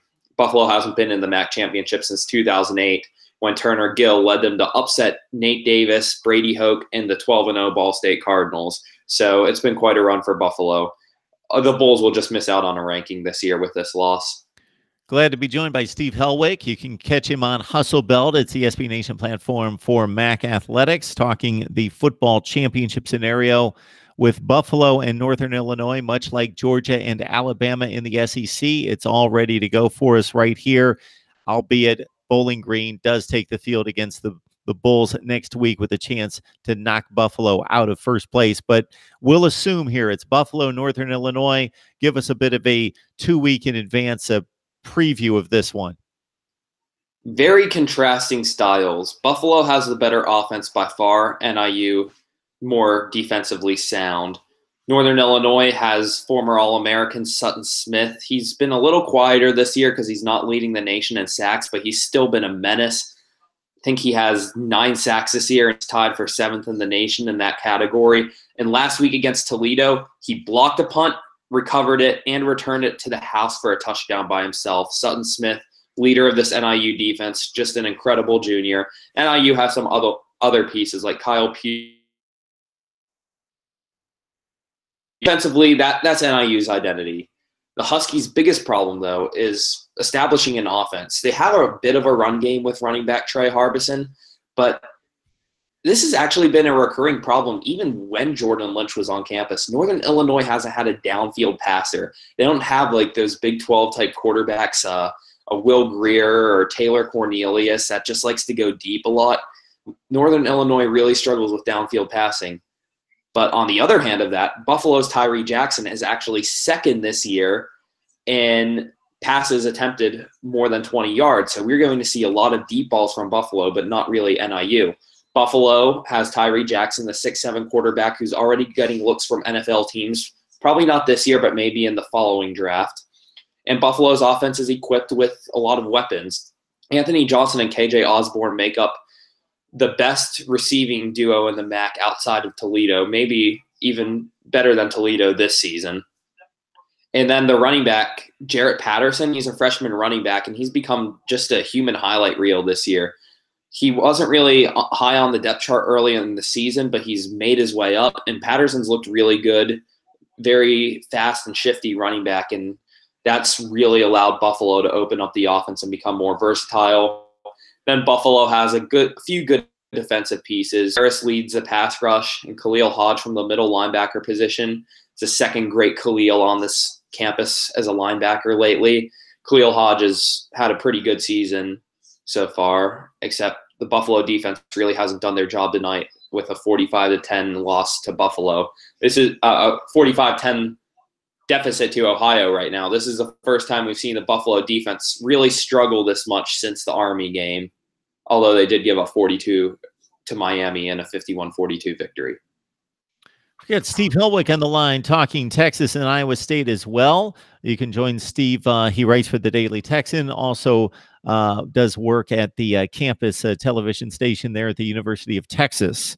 All right, we've got Iowa State, Texas in Austin, Steve, on Saturday, a situation in which the nation is focused when it comes to the Big 12 on West Virginia and Oklahoma, because everybody looks at the rankings. They don't necessarily look at the standings, and the standings are what counts. And obviously there's a 1-game deficit there, but with 2 teams making the Big 12 championship game from the same stacked conference and not a division format, and with all these teams playing each other in the final weeks, it's an open game for one of these 2 teams. The winner advances and moves on to a situation in which they can enter the Big 12 championship game.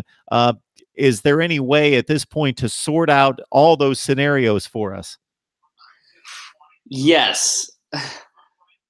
Iowa State holds a tiebreaker over West Virginia. So if Iowa State wins in a West Virginia loss, that pretty much will put the Cyclones in the Big 12 title game, with Kansas State being their 1 game after, and the Wildcats not being a typical Bill Snyder team this year. Kansas State's finally going to miss out on a bowl for the first time in a while. But Texas Texas has a tiebreaker over Oklahoma. So both Iowa State and Texas have tiebreakers over the top two teams in the conference right now. So while Iowa State's rooting for Oklahoma in the Oklahoma-West Virginia game, and Texas is going to have to root for West Virginia in the Texas-Oklahoma game, and the West Virginia-Oklahoma game, which will be on Black Friday this year. So Texas would get the tiebreaker over Oklahoma in that scenario if Oklahoma were to lose that game. And if Texas wins out, then Texas can be part of the Big 12 championship game against West Virginia. So a lot of the cards fall just because of that West Virginia-Oklahoma game, because Texas and Iowa State don't control their own destinies, but they both do depending on the result of that game. Because Iowa State and Texas both have 2 Big 12 losses, and West Virginia and Oklahoma both have 1 Big 12 loss. And depending on the result of the Mountaineer-Sooner game, one of those teams will be granted its second loss, and that will enable Texas or Iowa State to catch them. Although, it depends who wins the Texas-Iowa State game this Saturday. So let's talk about that. Very good game. Iowa State's won 5 straight. Texas, they lost 2 in a row, but they came back. They almost blew a 17-point lead to Texas Tech. They came back on the last drive, and they redid the Michael Crabtree play 10 years later on the same end zone, the same corner, in the same stadium in a night game. Lil Jordan Humphrey, who's been Texas's breakout player this year, said he's mossing people. That's the term they use now, like Randy Moss. He's just mossing opponents left and right, and he caught that ball on the corner, shed a defender, and headed to the end zone. Just redid the Michael Crabtree play, and Texas won a tough road game over Texas Tech. Great win for Texas. Texas Tech's one of the better 5-5 teams in the nation. But there are concerns about the defense. Texas's defense has now given up 500 yards in 3 straight games: Oklahoma State, West Virginia, and Texas Tech. They're allowing quarterbacks to throw for 300 yards every single game. And this is a concern because he looked good offensively since Brock Purdy took over at quarterback. Purdy is undefeated. He has the same winning percentage as Tua Tagovailoa in college. So Purdy's done well since taking over for Zeb Noland at Iowa State. And Texas really needs to stop Iowa State's passing game because Hakeem Butler, he's going to be a threat. 6'6" wide receiver. He's just Lil Jordan Humphrey on the Cyclones. And that is going to be the key player Texas needs to stop to win this game. Iowa State is absolutely stacked and deep at the wide receiver position, but the Texas secondary hasn't really done much lately. Yeah, certainly I caught the Cyclones early in the season. They struggled at Iowa offensively, lost 13-3. Then the next week they turned around and played Oklahoma. The caveat there was that they didn't get the initial game to tune up for the Hawkeyes, as that was wiped out by weather. They played Oklahoma really well in Ames, lost by about 10 points there, a couple scores. And more recently, again, the West Virginia win, winning that by, I believe, 16 points against the Mountaineers, and really going through a run of very impressive performances recently, should provide Texas with a handful in Austin. So how else do you size up this game when you look at key factors in both ways? Give us a few reasons why Texas should win, a few reasons why you wouldn't be surprised if the Cyclones escape Austin with a victory in this one. One thing that gives Texas a real chance is running back David Montgomery will be out for the first half. Iowa State, one of their best offensive players, probably their second most important behind Hakeem Butler. Last game, there was a brawl between Iowa State and Baylor, and several players got ejections and suspensions and whatnot from that scene. So David Montgomery is going to miss the first half, so that is going to be huge for Texas. Texas wins a game if Sam Ehlinger keeps being Sam Ehlinger. Sam Ehlinger of this year opposed to Sam Ehlinger of last year. We haven't seen Ehlinger really slip up or commit turnovers lately. He has the longest streak of passes in the Big 12 without an interception. He hasn't really made mistakes since the Maryland game. So Texas's defense is honestly the only thing responsible for their losses. So Texas's offense just needs to be Texas's offense to win this game. The Longhorns have a slightly better offense than Iowa State, and Iowa State is slightly more adept defensively, I would say. So the Longhorns need to keep targeting Lil Jordan Humphrey and Colin Johnson, because when those guys are having big games, that is when the Texas offense is rolling. Even in the loss to West Virginia, the receivers looked great there. Game against Texas Tech, and Lil Jordan Humphrey had a field day against them. So Texas just needs to keep targeting their receivers. Her run game's not that effective, and that's not too much of a concern. As long as Texas's passing game looks good, they should be able to beat Iowa State. And it's a home game in Austin. Texas's only loss this year in Austin is because West Virginia decided to go for 2 instead of kick the extra point in that West Virginia-Texas game.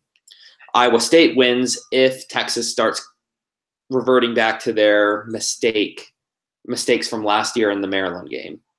I don't think Iowa State has a good offense, but I don't think this is a team that's capable of putting up 40 on Texas. I think this game will be held into the 20s, maybe the low 30s. And Iowa State needs to establish a good offense. They need to do what they did against Texas Tech, get those big home run down the field plays, and that all starts with Hakeem Butler. Getting the ball to Hakeem Butler will be huge, and he'll be on Texas cornerback Chris Boyd. So you have to beat Chris Boyd in those coverages. Butler has a size advantage. He's 6'6", one of the strongest receivers in the conference, if not the FBS, and they need to target him frequently. And then Iowa State's defense, they need to force turnovers. Texas can't keep escaping games without any interceptions or any turnovers for opponents to have a chance against them. So overall, I do think Texas wins because the game's in Austin. If it were in Ames at night, I would pick Iowa State. But I'm going to go with Texas 27, Iowa State 20 in this one, which unfortunately for people that aren't in Austin will be on Longhorn Network. So good luck trying to find a stream of that. Yeah, so that must be a situation in which we've got probably the worst schedule of the entire college football season across the board, in which in negotiations, much like some of the other regional conference networks, there has to be a bargaining chip to get people to watch the network or subscribe to the network. And in this case, I would think that they wanted one decent game in their hands during the season, and this was the selection for the Longhorn Network to get one decent conference game in its hands, and it turns out to be a pretty big game against Iowa State. To Steve's point, David Montgomery, one of the more slippery backs in college football and has been for a couple of years now, has suffered from offensive line woes there at Iowa State, but he's running for 765 yards, 4.5 per carry, 6 touchdowns. Hakeem Butler, as aforementioned by Steve as well, just a big, rangy, just freakish type athlete that could cause all sorts of problems for the Texas defense, despite all the talent that they have, young talent in that secondary. 36 receptions, over 22 yards per catch for Hakeem Butler and 8 touchdowns. And Brock Purdy's touchdown to interception ratio, a slick 13-2, completing almost 69% of his passes as we look at Texas and Iowa State. And until the recruiting cycle really gets rolling for Tom Herman, maybe this is the kind of dip we're going to see, offensive and defensive inconsistencies, where we saw the defense carry the team last year. They lose players to the NFL. They recruit like all get out, but they can't supplement those losses to the NFL. But the offense takes an upsurge as Tom Herman gets control of things, and that's his specialty on that side of the ball. So maybe another year or two before Texas has that type of talent and depth on both sides of the ball where they can make a legitimate run at a college football playoff berth. All right, Steve Helwick on the line. You can join him if you love MAC football on Hustle Belt, and also at the Daily Texan, and also he does some work at the University of Texas campus TV station covering the Texas Longhorns and their big, huge matchup with Iowa State. The winner survives and advances for a final weekend to try to get to the Big 12 championship game against most likely Oklahoma or West Virginia. All right, Steve, we appreciate you stopping by. Thanks so much. Excited for this weekend's games, and I think it'll be a good slate of games. I know it doesn't look like the best one, but can make it good. Sure, if you love college football, you can always find some games to watch, and I will. I'll be watching all day, but still pales in comparison to what we've seen the last 2 weeks in regards to matchups, as basically the SEC has taken the week off, and even the matchups in the Big Ten are all good teams playing the bottom of the league. So just not a whole lot there outside of what we see in the Big 12, probably the best matchups there. And of course, UCF taking on Cincinnati as well. All right, Steve, we appreciate it. Thanks so much for having me on. Have a good one. So I'll be hanging out here for a few minutes at 860-325-3687 and getting off the line soon, but I wanted to make sure that I checked out the live chat. I appreciate everybody jumping on board. I have been wall to wall to wall to wall to wall with guests, as you can see, so I've not acknowledged the live chat much. I also want to remind everyone that if you check out SD1 Sports this week, you will get 3 previews from me and predictions. First posted Ohio State and Maryland. I'll be working on Michigan and Indiana, and also, I don't know what the other game is. There's another one in there that I'm going to work on to get us set for the weekend over on SD1 Sports, and a live stream Friday at noon Eastern Time at SD1 Sports. Also looking forward to the wrap-up show Sunday on SD1 Sports as well at 11 a.m. right here at Mark Rogers TV, the voice of college football. We'll be back tomorrow with previews and predictions. I've got a number of videos to get you set for the weekend and also finish out the series that we started earlier this week, where I've looked at the college football playoff scenarios in the SEC, the Big Ten, the ACC, the Big 12. I've got to post the Pac-12, and right there, UCF. There are my notes for the black and gold of UCF. Also, I've reviewed some viewer comments from the past week, and I'll be responding to those in the next few days as well. We will make available some of tonight's conversations and a nice nifty video that will be posted on a number of sites outside of Mark Rogers TV. So we'll let you enjoy it right here at Mark Rogers TV as well. If you enjoy the channel, and beyond the college football, if you were just here for the college football, I get it. That's why you're here. We produce what we think is the best college football discussion and debate that you're going to find anywhere. But if you have true investment in the channel and where we're headed, what the vision is, what the plans are, I would like for you to comment back to any of the videos, and please leave a series of days, times that you would be available for the live stream that we will be providing here in the next several weeks, maybe after the season. We'll see how many responses we get. I'm going to select a time, and we're going to talk about the channel.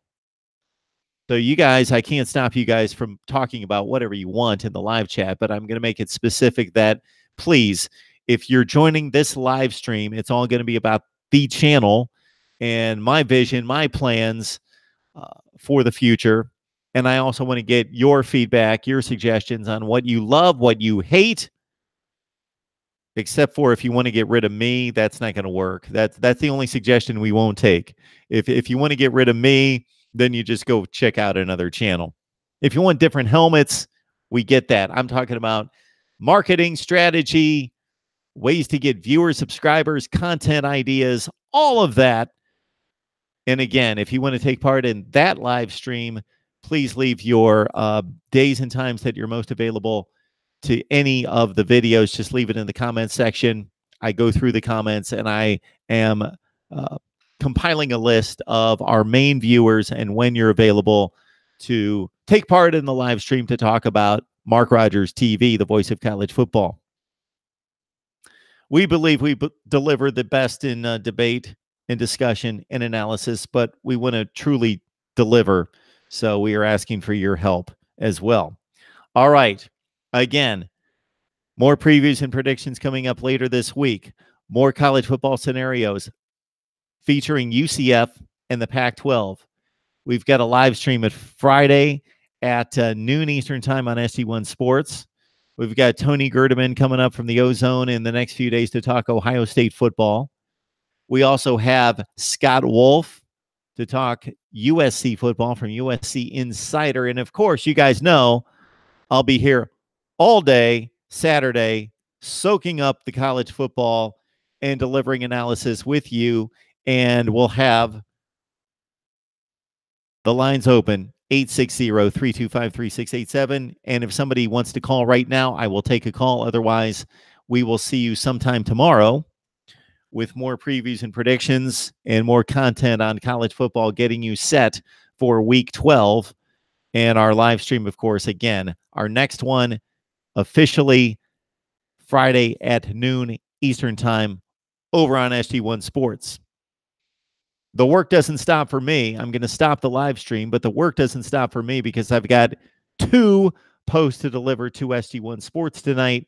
So I'm going to work on Michigan, Indiana, and some other game to be determined, my preview and prediction. So we enjoyed the conversation. Appreciate you guys and all you do for us right here at Mark Rogers TV, the voice of college football. We'll see you next time.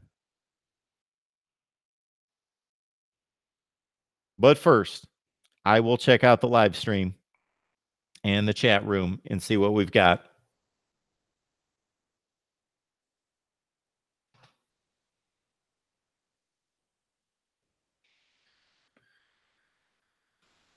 Brad's here. Good to see you. The #1 stunner. Miami fan, I have yet to see you in the live chat or in any of the comments. And as I ask everyone who is joining the live stream for the first time or in any of the comments that I've never seen before, who do you root for? How long you been watching me? Humble Clay, how long you been watching me? I've never seen your handle in the live chat before. I would love to know how long you've been watching and who your favorite team is. College Football Talk. I have seen you. The Beast 96. Oh, UAB. Yes, I will deliver a UAB Texas A&M preview. That is coming. I am slammed right now, but I promised, so I will. Joe Brower subscribes to me. Thank you so much, College Football Talk. You know what? If any of you guys are content producers dealing specifically with college football or really any sports, and you need some support as well, hey, I will subscribe to you. Just let me know. I'm just not going to run around and subscribe to a bunch of people that just have YouTube accounts, because most of you just have YouTube accounts because you're consumers. So I'm not going to follow you. But if you're trying to build something, if you produce college football content, let me know and I will subscribe to you as well. Coy Bought, he's off the line. Unfortunately, he's apparently an Ohio State fan. I have yet to ever have seen his name in the live stream, but would love to know how long he's been watching. Maybe Thomas was here tonight. Not going to hear me now, but William Lee as well. Mike Williams, Clemson alum 98. Good to see all you guys. Richard Neal. And again, Joe Brower, he's got a Michigan, Ohio State. He's a Michigan fan. He subscribes to me. Good stuff. All right. So if any of you guys commented in the live chat and you want me to see that comment and respond to it, please just copy that and put it in the description section or in the comments section. I'm sorry, in the comments section of any of the videos. Mike Williams can't stand Urban Meyer's face. Can't stand it so much he doesn't know how to spell Meyer.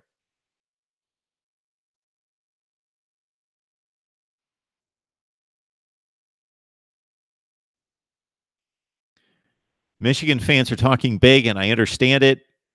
You look great. You look dominant. You have destroyed Michigan State and Penn State and Wisconsin, and Ohio State has destroyed basically no one of significance. I get it. You're playing so much better, but you would think they would be less cocky having lost all these consecutive years to Ohio State. I tell you, I don't know what I'm going to pick in that game. I don't know what to think other than Michigan is playing better, and you usually go with championship level defense versus what Ohio State's playing like right now. But I picked Michigan State to beat Ohio State last week.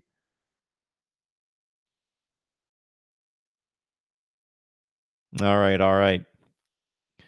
All right, you guys are the best. Appreciate it. I'm sure I missed a number of people, but again, we're here all the time, so we will be delivering more content here in the next few days. So we will see you soon right here at Mark Rogers TV, the voice of college football. Please help me out. Like the videos. Comment on anything. I am going to start to respond to the comments. I probably respond to more comments than anybody I can imagine online. This time last year, we were getting 500 or 600 comments a month, so I would respond to almost all of them. Now we're getting 10 times that many, so I can only respond to so many comments, because that way, if I respond to too many comments, then I can't deliver the content. But also understand that what I'm going to do in the future, I've had a number of people suggest this, and it will be a whole lot of fun. I'm going to gather up the best comments from the previous week, and especially in the off season, I'm going to have a little bit more time to do this. I'm going to collect the best comments, and the best comments are typically the smartest comments, but they're also the dumbest comments, and the people that love to call me an idiot or worse. And I'm going to gather up those comments, and I'm going to do a viewer comment video. So that'll be a whole lot of fun. We'll start that hopefully on Friday. But again, we are going to charge on through week 12 and get you set for Saturday football right here at Mark Rogers TV, the voice of college football. We'll see you soon.